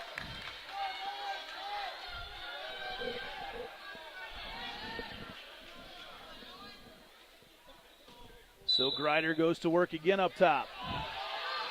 Quickly up was Pagel, and Grider right back in, gets him down to the mat. Once more, Pagel up to the top. Grider has him locked up, puts his weight down on him and gets him down to the mat. And once again, he's back to his base. Grider tries to throw him down to the mat, and they're off the edge of the mat once again. So I'm not sure I hear people yelling for stalling right now. Walk me through that, because I see Grider trying to throw him. Is it the hands locked up, not going for the legs? What would be a reason for a stall call there? Once they get to their feet, I think you get 5 seconds to return them. And some officials' counts are a little slower, some are a little faster.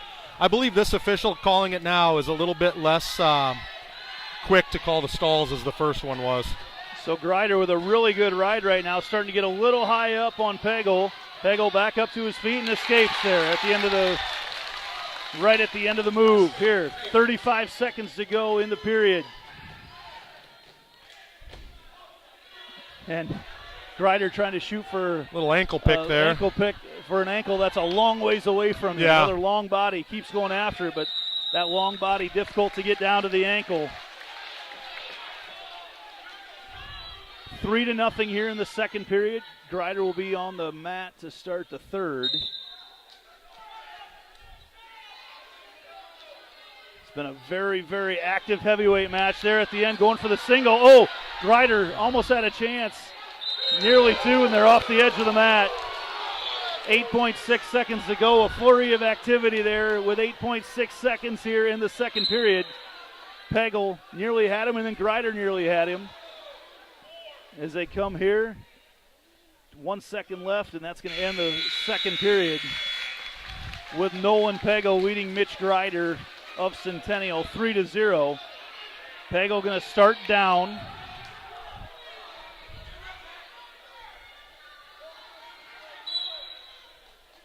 Boy, that'd be a lot of fun if this could come down to the final match tonight. Yes. Pagel continues to work on Grider.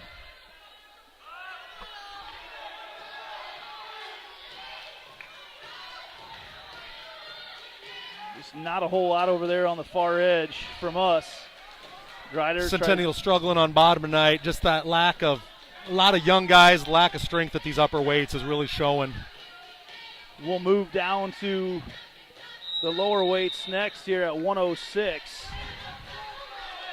Couple freshmen wrestling there. 128 though to go in this third period. We'll see if Mitch Grider for Centennial can get an escape and a takedown and maybe pull off an upset here. He's up to his feet. There's the escape. There we go, part of escape. It. Let's see what happens. 120 to go.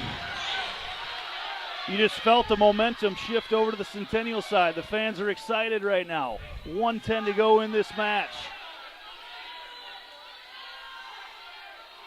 Grider continues to try to shoot, but just can't quite get to that leg, that long leg of Nolan Pagel. Pagel shoots for the ankle pick, and Grider sprawls, and off the edge of the mat they go once again. 57.4 seconds remaining here in the third period, in the match. Again, Grider shoots, can't get to that leg. And at this point, you can't play defensive anymore and hope for Pagel to screw up. Grider's got to circle in here a little bit. Shoots again, and Pagel fends him off once more. Oh, Pagel was exposed there for a moment. And then at the end, he's off the edge of the mat. No points awarded with 32 seconds to go. Grider's got to close the distance on those shots, though he's just too far away. He might as well let the fur fly here a little bit with try something a little more risky now, because a throw or something. Oh, there he's got it. He's got the leg. Can he finish it? They go off the edge of the mat. Right there off the edge. Pagel able to get off. The Centennial bench is excited. He shoots once again. Pagel away from it. 15 seconds to go. Pagel shoots in. There's a stall called, issued. Grider's got to come up with a throw here or something. Pagel gets in on it, and that's going to get it. Pagel gets the 2 here at the end, and he's going to win this one 5-1. That was a good, hard-fought match by both kids. Very fun match there in this one.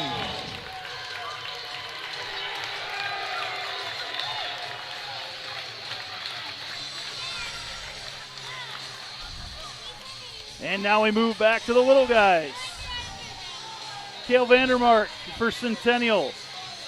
Hudson Shelton for Carlisle. Boy, that's one thing several years ago when they went to the shift, when they started having the dual start on the coin flipper at a certain weight when they draw for that. And you go from heavyweight down to 106, there's a big change in body type. Yes. Although it's been a lot more drastic with other teams than those last 2 heavyweights. Yeah, no kidding. That was an exciting heavyweight matchup there. So Vandermark is not wrestling here, so they're going to tinker with their lineup here a little bit and see if they can. So is this Jamison Larson right now wrestling? It must be. Okay, Jamison Larson wrestling for Centennial. Tough to see in the shadows who's down there, and if we don't hear it announced. And I would imagine this is Jamison's first varsity match of the year, if I had to guess. He is wrestling Hudson Shelton for Carlisle. And Larson shoots in, and off the edge of the mat they go, and there is 2 points awarded to Larson. Larson kept his toes just on the edge of the mat. Larson, the junior, working right now, nearly has Shelton to his back, continues to work his way around. Boy, if the Jags could sneak one in here with Shelton and get some bonus points, or with Larson, and get some bonus points, that'd be big. Yes. They trail by 9 right now in the team race.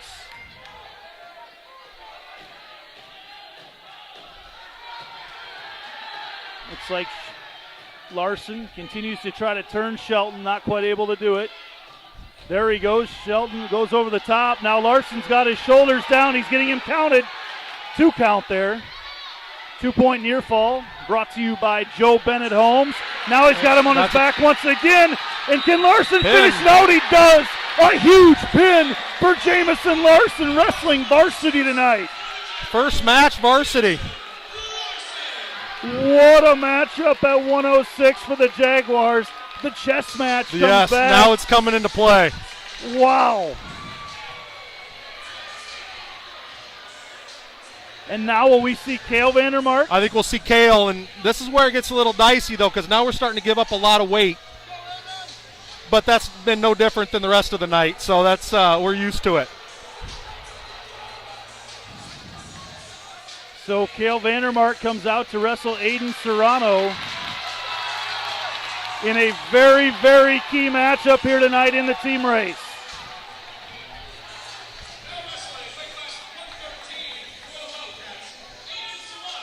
Serrano's rated 4th at 13, and Cale's rated 6th at 106. So right now, Serrano in on the head. First of all, shoots in on a single. And now Vandermark's got him on a reverse. Little front headlock there. Headlock there, yeah. See if he can get him turned, and a stalemate called. Quickly back into action here. First period between Cale Vandermark and Aiden Serrano. Vandermark wrestling up to 113 tonight. Serrano spins around and close to the 2-point takedown. Doesn't get it. Now he's in on the front headlock on Cale Vandermark. Serrano nearly has the 2 points. He reaches around for the back, continues to circle. See if he decides to change directions as he continues to beat Vandermark around to the back. See if Vandermark can get out of this one. Another stalemate called. Minute 3 to go in the first period.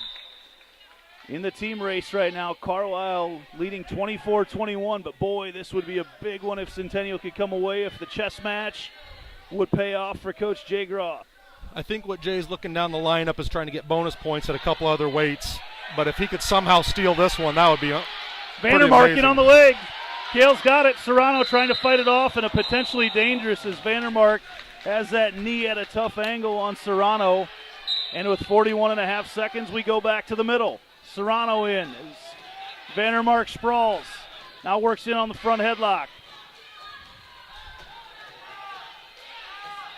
Continues to battle now.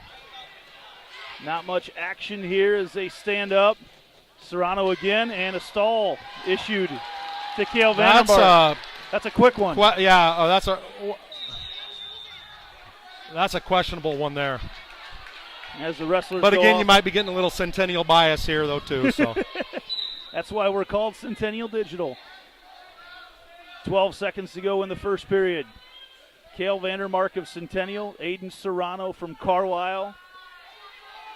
A lot of flurry for no points scored. Vandermark tries to go in on the single right at the end of the period, can't complete it. And that's what's hard about that is Cale shot 3 times and still got a stall call. I don't really love that. Want to be sure and thank Joe Bennett Homes tonight and Dose Steelworks for being our presenting sponsors of wrestling here in the postseason. Serrano going to start on top of Vandermark here in the second period.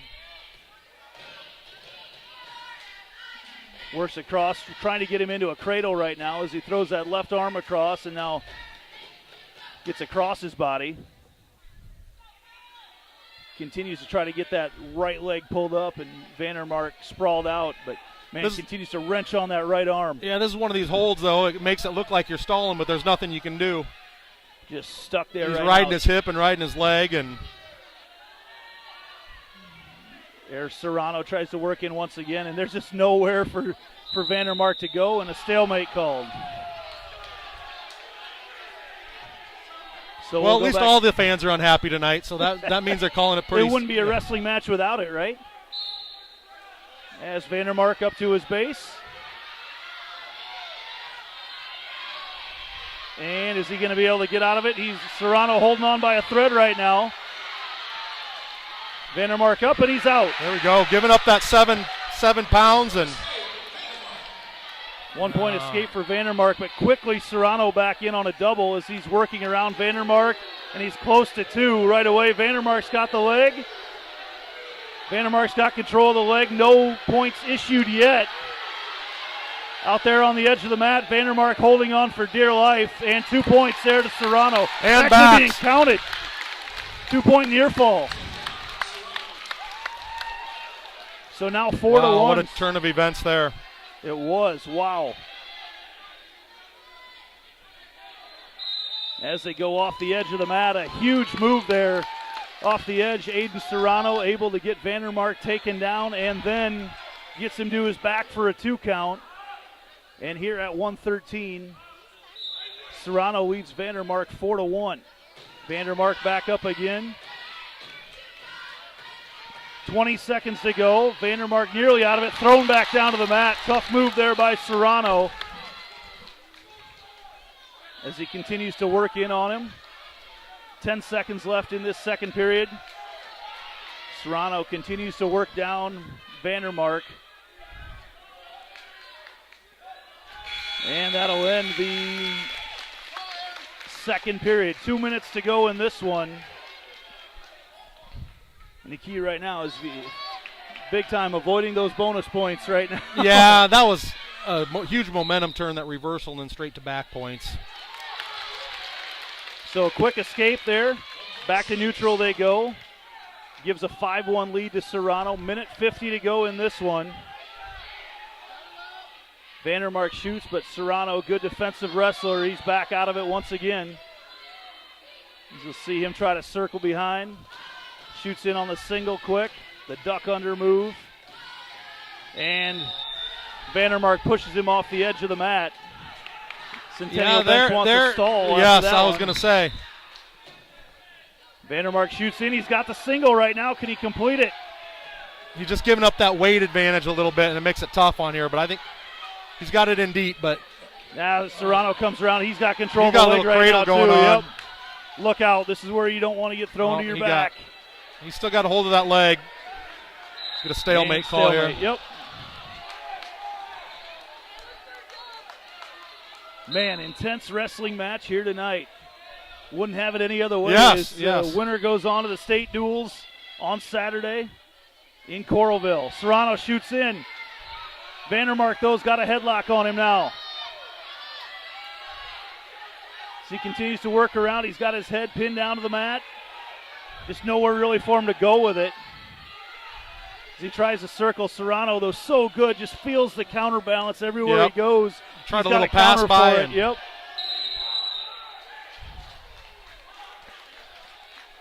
And stalemate called once again. 5-1 right now, Serrano in the lead. 35 seconds to go. Vandermark shoots once more. Serrano in on the single. Vandermark really working hard to go by, and he's got him turned once again. We've seen this out of these two wrestlers before. No call made yet. Looks like Serrano is going to be close to the 2. And no call issued yet. And still no call issued as Vandermark's got control of the leg. Vandermark's got that leg pulled in right now. No call issued yet. There's 2 points. No points yet. No points yet. 3 seconds to go. 2 seconds. And at the end of the mat, no takedown called. The referee started to signal it and then quickly waved it off. The benches are getting riled up. The coaches are getting riled up. This is going to be a good one. So Cale Vandermark falls to Aiden Serrano. Whew. And we move on. Centennial now. Is that Cody Vandermark out there? This is Cody, yep. Cody Vandermark out to wrestle Ryan Ryder. Key matchup here as the Jags have bumped up Vandermark.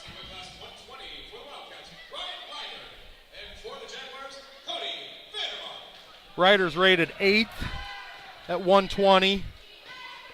Cody's rated 8th at 113. Vandermark in on a single here early on. Ryder just giving that's yep. that weight disadvantage there a little bit, I think, but the Ryder. Vandermarks are wrestling hard.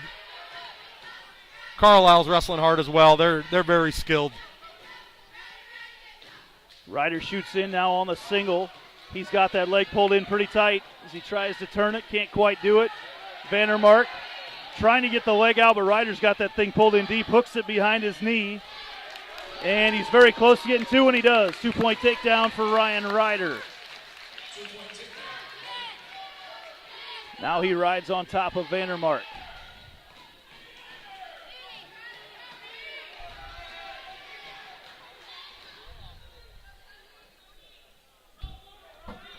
Ryder continues to work on Vandermark. 50 seconds to go here in the first period. The team race right now, 27-21. Carlisle up by 6. And we've got 3 matches left to go. Including this one. Yeah, this one, this yes. And then 2 more, yeah. Yes, correct. Centennial coach is all off the bench, not liking something they see right now. I think he got hooked his leg and is a little bit in a precarious position there. Ryder going to try to ride out this first period on Cody Vandermark. 15 seconds to go right now. Vandermark nearly gets out of it. Ryder's got control of his arms. Vandermark back up to his base. Ryder throws him down to the mat once more. Trying to get him turned. Probably not enough time to make any moves here. at the end of the period, and he does not. And that'll end the first period, 2-0. Ryan Ryder over Cody Vandermark. Coach Jay Groth wants to come over and have a discussion with the officials. Not sure if he didn't like one of the holds or you mentioned something with a leg. It looks like something with his leg where he had the one leg hooked and then he was cranking on the other knee with his hand. Little ankle tug there. Coach Groff not necessarily happy with the explanation, but he retreats back to his bench. You don't see too many changes. Not at all. At least not at the high school level with no replay. Correct. So now Vandermark will start on top of Ryder. Here to start the second period. Ryder quickly tries to get out of it. Vandermark gets him back down to the mat. Throws him down once again.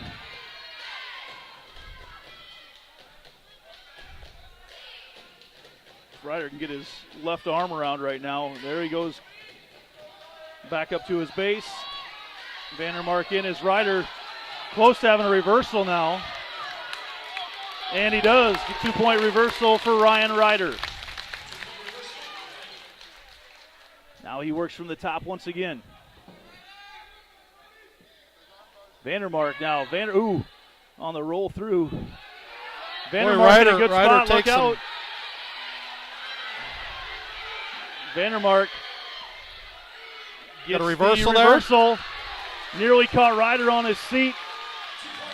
2 key points there for Vandermark. Cody Vandermark wrestling up from 113 here at 120.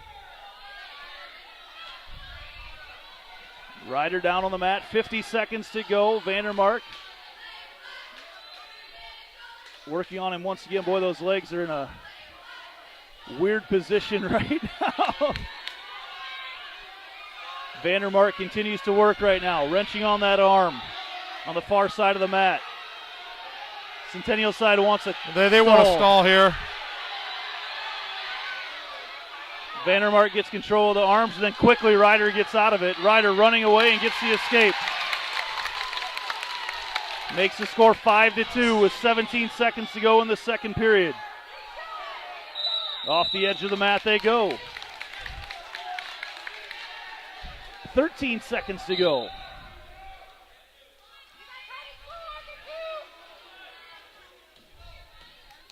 Five seconds to go. Cody Vandermark, Centennial, Ryan Ryder of Carlisle. And that's going to send us to the third period. Ryder leading 5-2.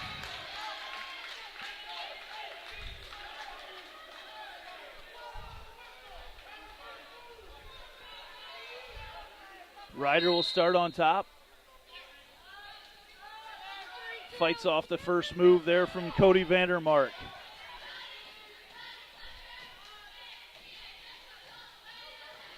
Just another strong ride out of the Carlisle Wildcats wrestling team. Man, they've been very good on top tonight. Yes.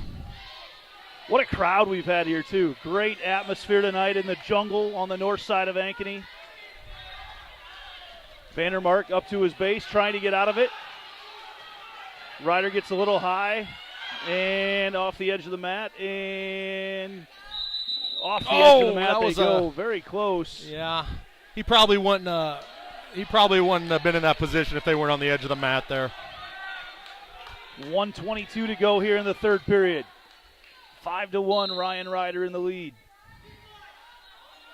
Trying to control Vandermark, a really wide base right there out of Cody. Trying to get that hand off him. He's got to be careful there. Nearly spun around, exposes back to Ryder. He was a little bit, he didn't have his feet under him to do that there. So Vandermark fighting from the bottom right now. Ryder continues to stay on top. 50 seconds to go here in the third period. Vandermark. And now you wonder if Vandermark gets out, does he have enough left in him to even attempt to take down? As Ryder just continue to break him down. It takes a ton of energy down there. Big time. And stall call issued to Ryder? Yeah, I think he was riding his leg, or it was ankle sitting on his ankle. Vandermark trying to get out. 30 seconds to go in this one. Just that weight difference has been kind of the key these last couple matches for sure. Ryder continues to ride him out. 15 seconds to go. Not much time left here for Cody Vandermark. Ryder's got control of the leg now from behind as well. He throws him down to the mat. And a stall call and a point issued to Centennial.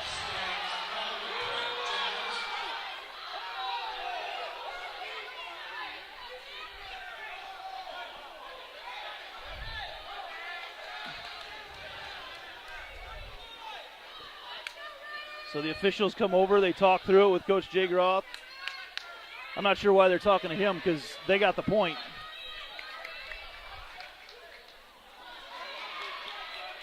Now they need to reset the clock. That's what it was about. He came over to discuss the clock. There should be some time left.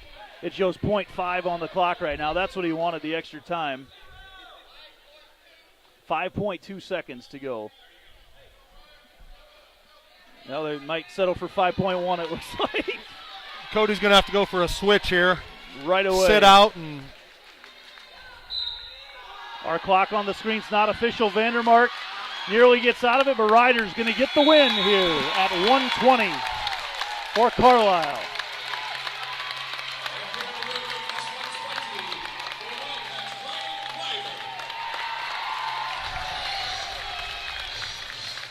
Nine-point duel. Can we go pin here? We'll see right now. Now everybody looks back to see who's coming out for Centennial.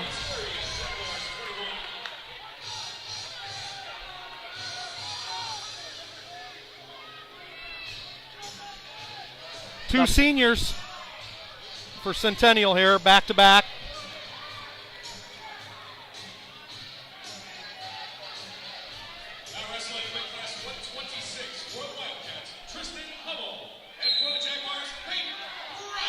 Peyton Bright coming out for Centennial. And I didn't catch who was wrestling here for... I believe Hummel, and I did not see his name on there. I don't have a Hummel on there. It's Hummel? Okay, we've got Hummel. Hummel is the wrestler at 126. Bright in on a double off the edge of the mat they go. So Hummel for Carlisle, Peyton Bright for Centennial right now.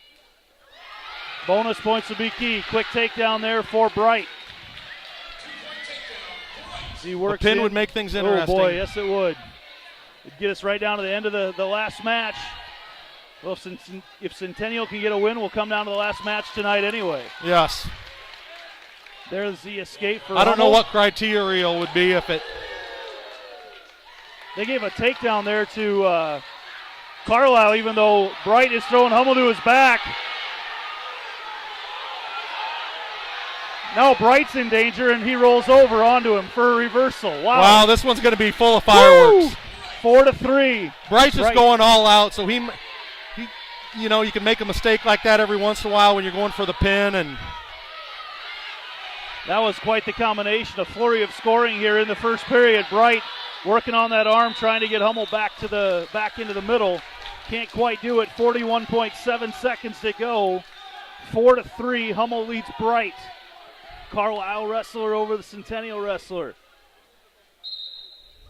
Bright throws him down to the mat once again. Oh, he continues to work in on that left side, trying to get him turned, but Hummel's got that right arm giving him a base, and now Bright working for a combination, trying to get him turned. He's very close. He's very close. He's got a circle to his head. Continues to work. There it is. He's counting him down. Bright's got him. Bright's going to finish it off. Peyton Bright gets got a pin. Got a pin. A huge pin for Peyton Bright. And that will bring us down to the final match of the night. What else could we ask for? Everything we could have wanted and more out of this one. Peyton Bright with a huge pin over Hummel. And we come down to the final match of the night between Centennial and Carlisle. A trip to the state dual meet on the line. Kale Wiener, my neighbor.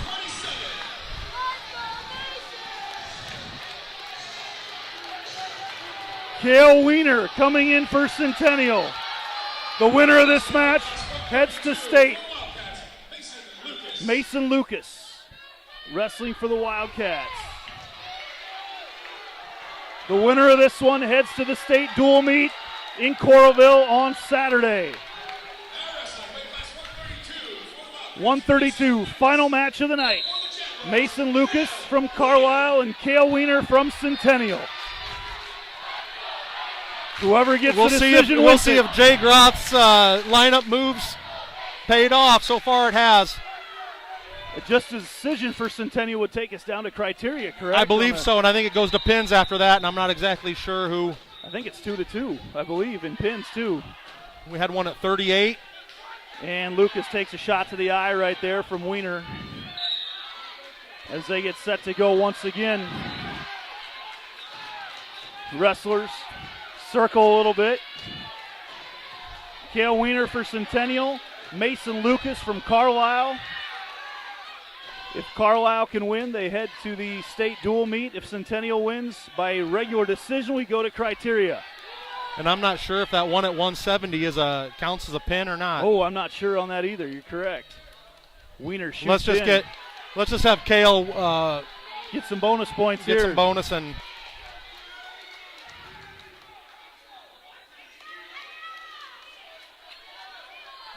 Wrestlers continue to circle.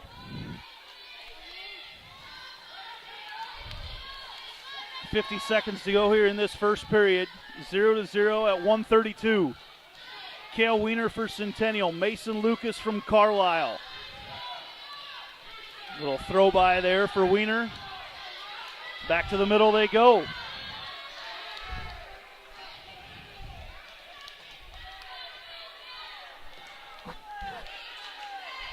Not much movement here. Well, movement, but not many shots taken so far by either wrestler. There, Lucas tries to throw him by. Weiner shoots in for almost a single. Lucas, though, quick spins around, and these guys are spinning themselves into the dirt. Lucas, though, has control right now with 10 seconds left in the first period. Can he finish it off for a takedown? He's got the front headlock. Weiner comes through to grab the leg. 2 seconds to go, and Weiner got two. right at the end. Were there any points awarded? No points awarded there at the end. Weiner made his move just a little bit late with 2 seconds left in the period.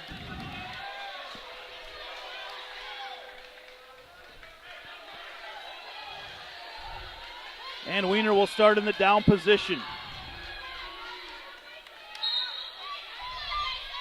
Mason Lucas drives into the mat to start. I believe Centennial has 3 pins too. Okay, gotcha. 38, 106, and the last one. The last one, Yep. 126. So I'm not sure how that would work, but Do they go to near falls at that point? I don't know the next one. I think they go total points scored. Okay. I believe, but I'm not. 1-0 right now. Cale Weiner in the lead over Mason Lucas.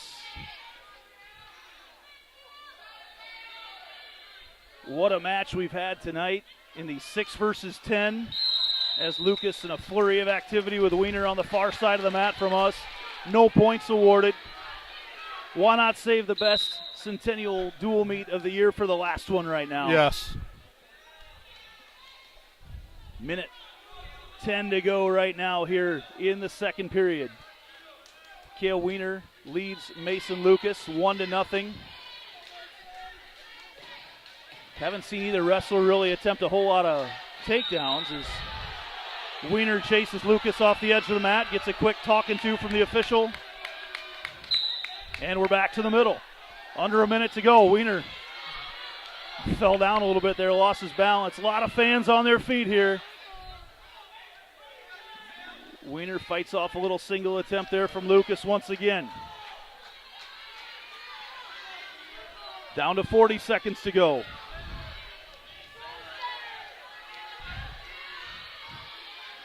What a match here tonight. Joe Bennett Holmes, Doe Steelworks, thank you guys so much for getting our postseason wrestling on the air. As Weiner gets him off the mat once more, 24.5 seconds to go in the second period. Cale Weiner leading Mason Lucas. A lot of backing up. 1-0. A lot of backing up over there. Well, then it comes a point where Weiner will have to ride out Lucas here in the third. 10 seconds to go. Lucas shoots in for a single. This is a big one. They come around. Can Weiner get the takedown? Fans want it. 3 seconds. He There it gets is. it. A huge takedown for Cale Weiner. Right at One. the end, he got Oh, the he had a one countdown. count. Got one count. Didn't quite get to the second one.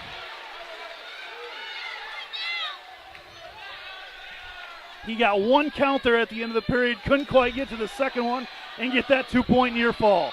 Either way, Cale Weiner takes a 3-0 lead right now in this one.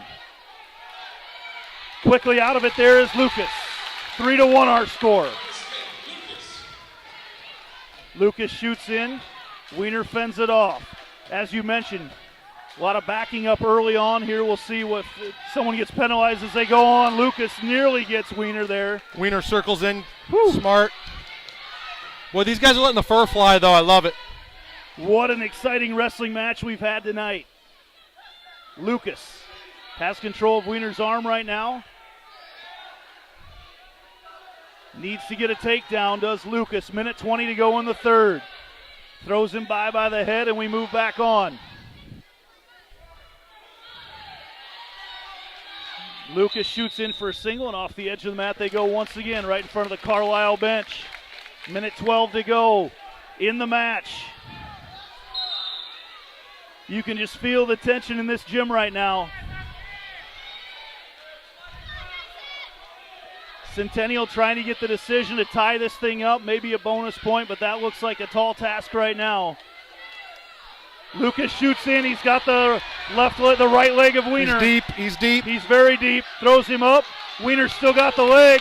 Weiner throws him by, and now Weiner's in control. No takedown awarded yet.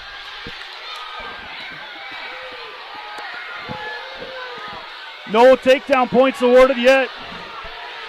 Each side wants a takedown at this point. Weiner's got to kick out, though. Lucas has control of the leg.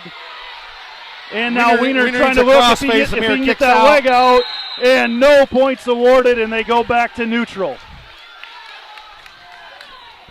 25 seconds to go. Lucas going to be on the attack right away.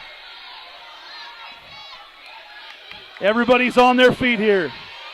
18 seconds to go. Lucas throws Weiner off the edge of the mat. And off they go. 12.3 seconds to go. This crowd is rocking. Everybody's cheering right now. 8 seconds to go. Can Weiner get it done? Lucas shoots in. Off the edge they go. 4.4 seconds to go. Are we heading to criteria? I think we are, and the way the teams are acting. Centennial is awfully happy over there. We'll have to see how things transpire. We are tied at 30-30, and the look by Carlisle over there does not look good for them. So they're going to add up the criteria. Everybody's on their phone seeing how criteria Looks like gets Centennial won the criteria. Centennial, by criteria, appears to be headed to the state dual meet. The butt kicking my son had didn't hurt us in the long run, so it'll be a happy night at my house. So by not getting pinned. We've got athletic directors from both schools, I'm assuming right there at the scorer's bench, talking to the state right now. Going through, both the officials are talking, but Centennial seems to know, and I looked over right away.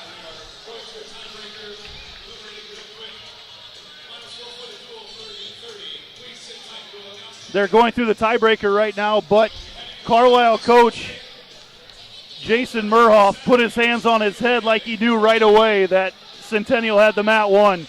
Teams are shaking it up, and Centennial looks awfully excited. We're waiting for the final word right now. Waiting for the final word as everybody's looking at their rule books down there at the scorer's bench. Waiting for the official word, but Centennial seems to be celebrating, and Carlisle looks like they were defeated. Still haven't got the official word yet.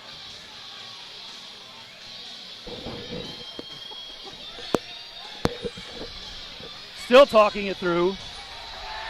And Centennial's celebrating right now. We still haven't got the official word, but I want to know what the criteria is right now.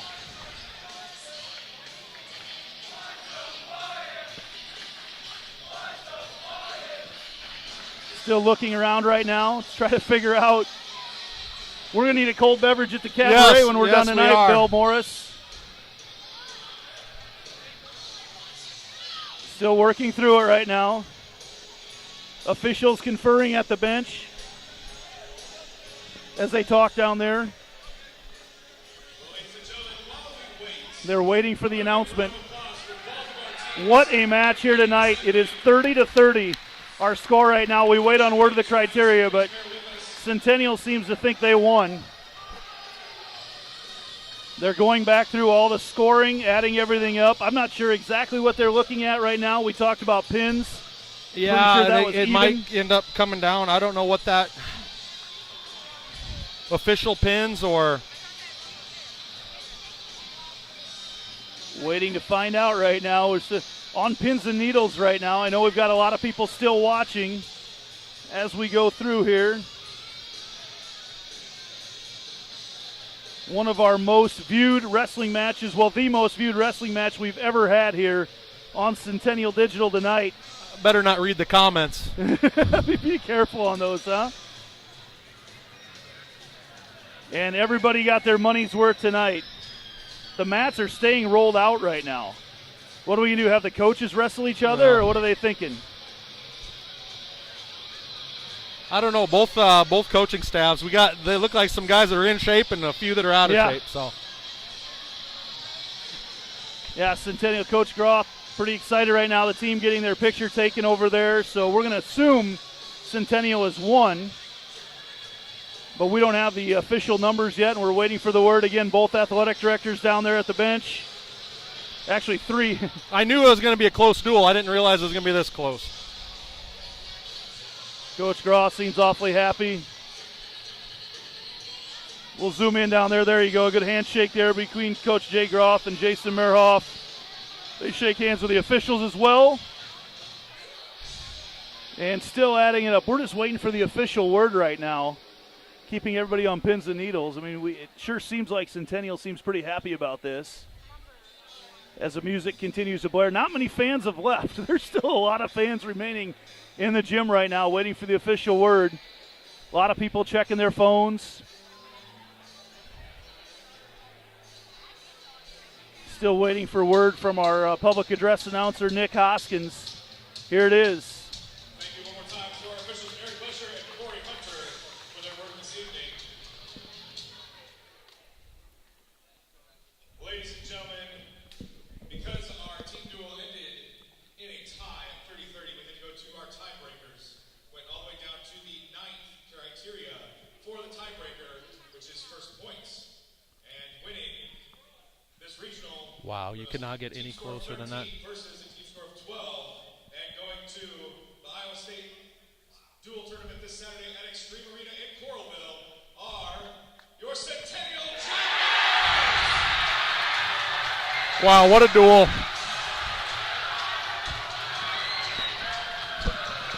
I've never seen anything like that before, Bill, have you? No, never. Not 9th criteria.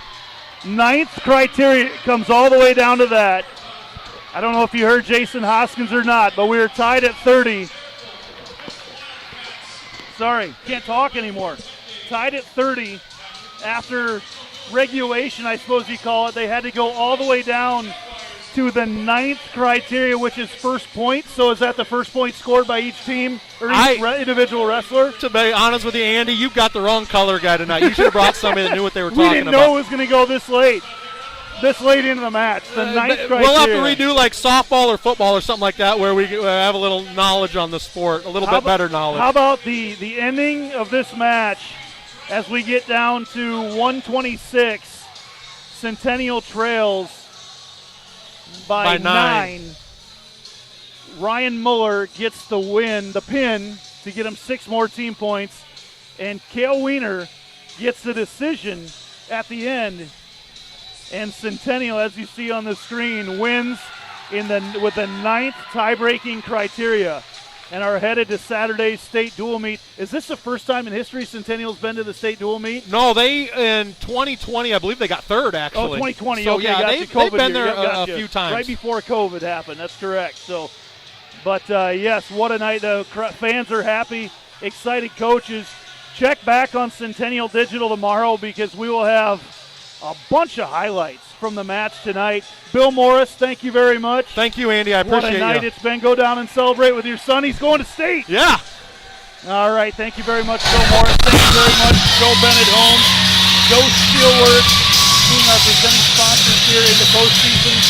Wendy Thompson, affiliate of Humble Travel, Nick Ross Fitness, and Fiskus Jewelers for bringing you this match tonight. What a match it was. Centennial is headed to the state dual meet on Saturday. Thanks everybody for watching. Thanks to all my help tonight, Luke, Ellie, Addie, Brooklyn.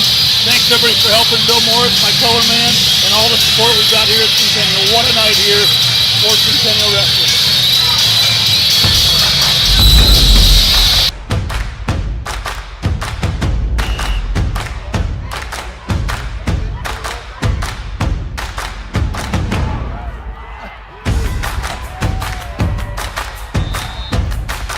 When you go home, you'll feel good about what you did, and you know, you're doing it for the kids. If they don't have us, they don't have these games.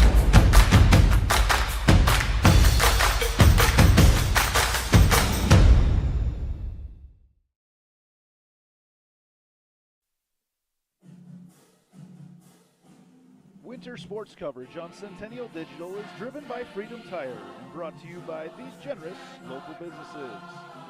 Weichert Realtors, the 515 Agency, Sinorama Ankeny,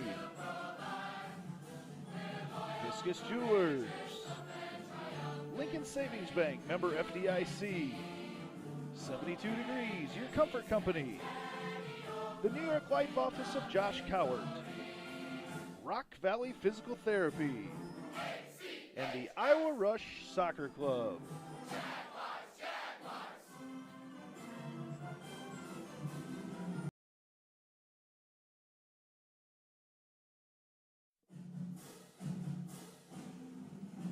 Winter sports coverage on Centennial Digital is driven by Freedom Tire and brought to you by these generous local businesses.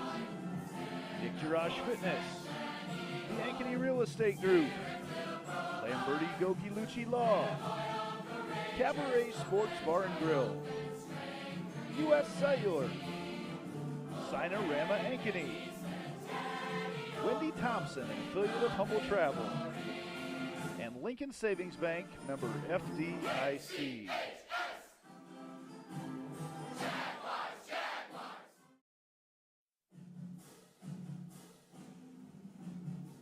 Winter sports coverage on Centennial Digital is driven by Freedom Tire and brought to you by these generous local businesses. Weichert Realtors, the 515 Agency, Summit Family Dental, All-Star Concrete, the Prairie Trail Sports Complex, Joe Bennett Homes, Ankeny Orthodontics, Rainbow of the Heartland, and West Fording Market.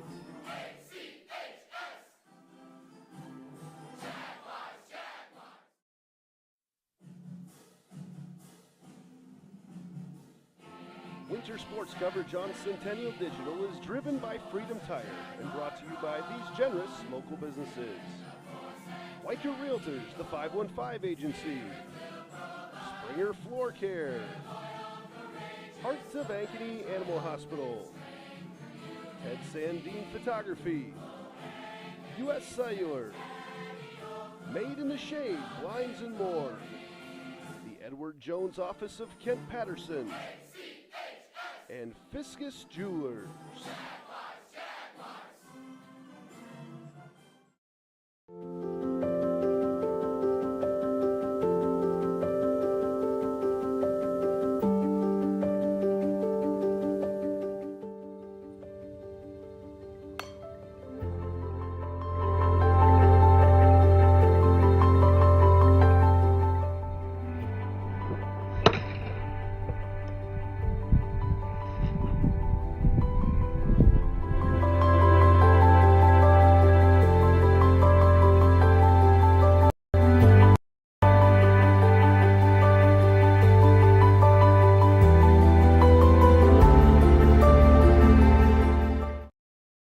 When an athlete walks into Nick Jirash Fitness, the one thing we want them to know is that this is a phenomenal community. We have the best coaching, we have the best technology, we have the programming that can help them succeed. So whether it's trying to get on JV for the first time, going to that next level on varsity, going from second string to an all-state player.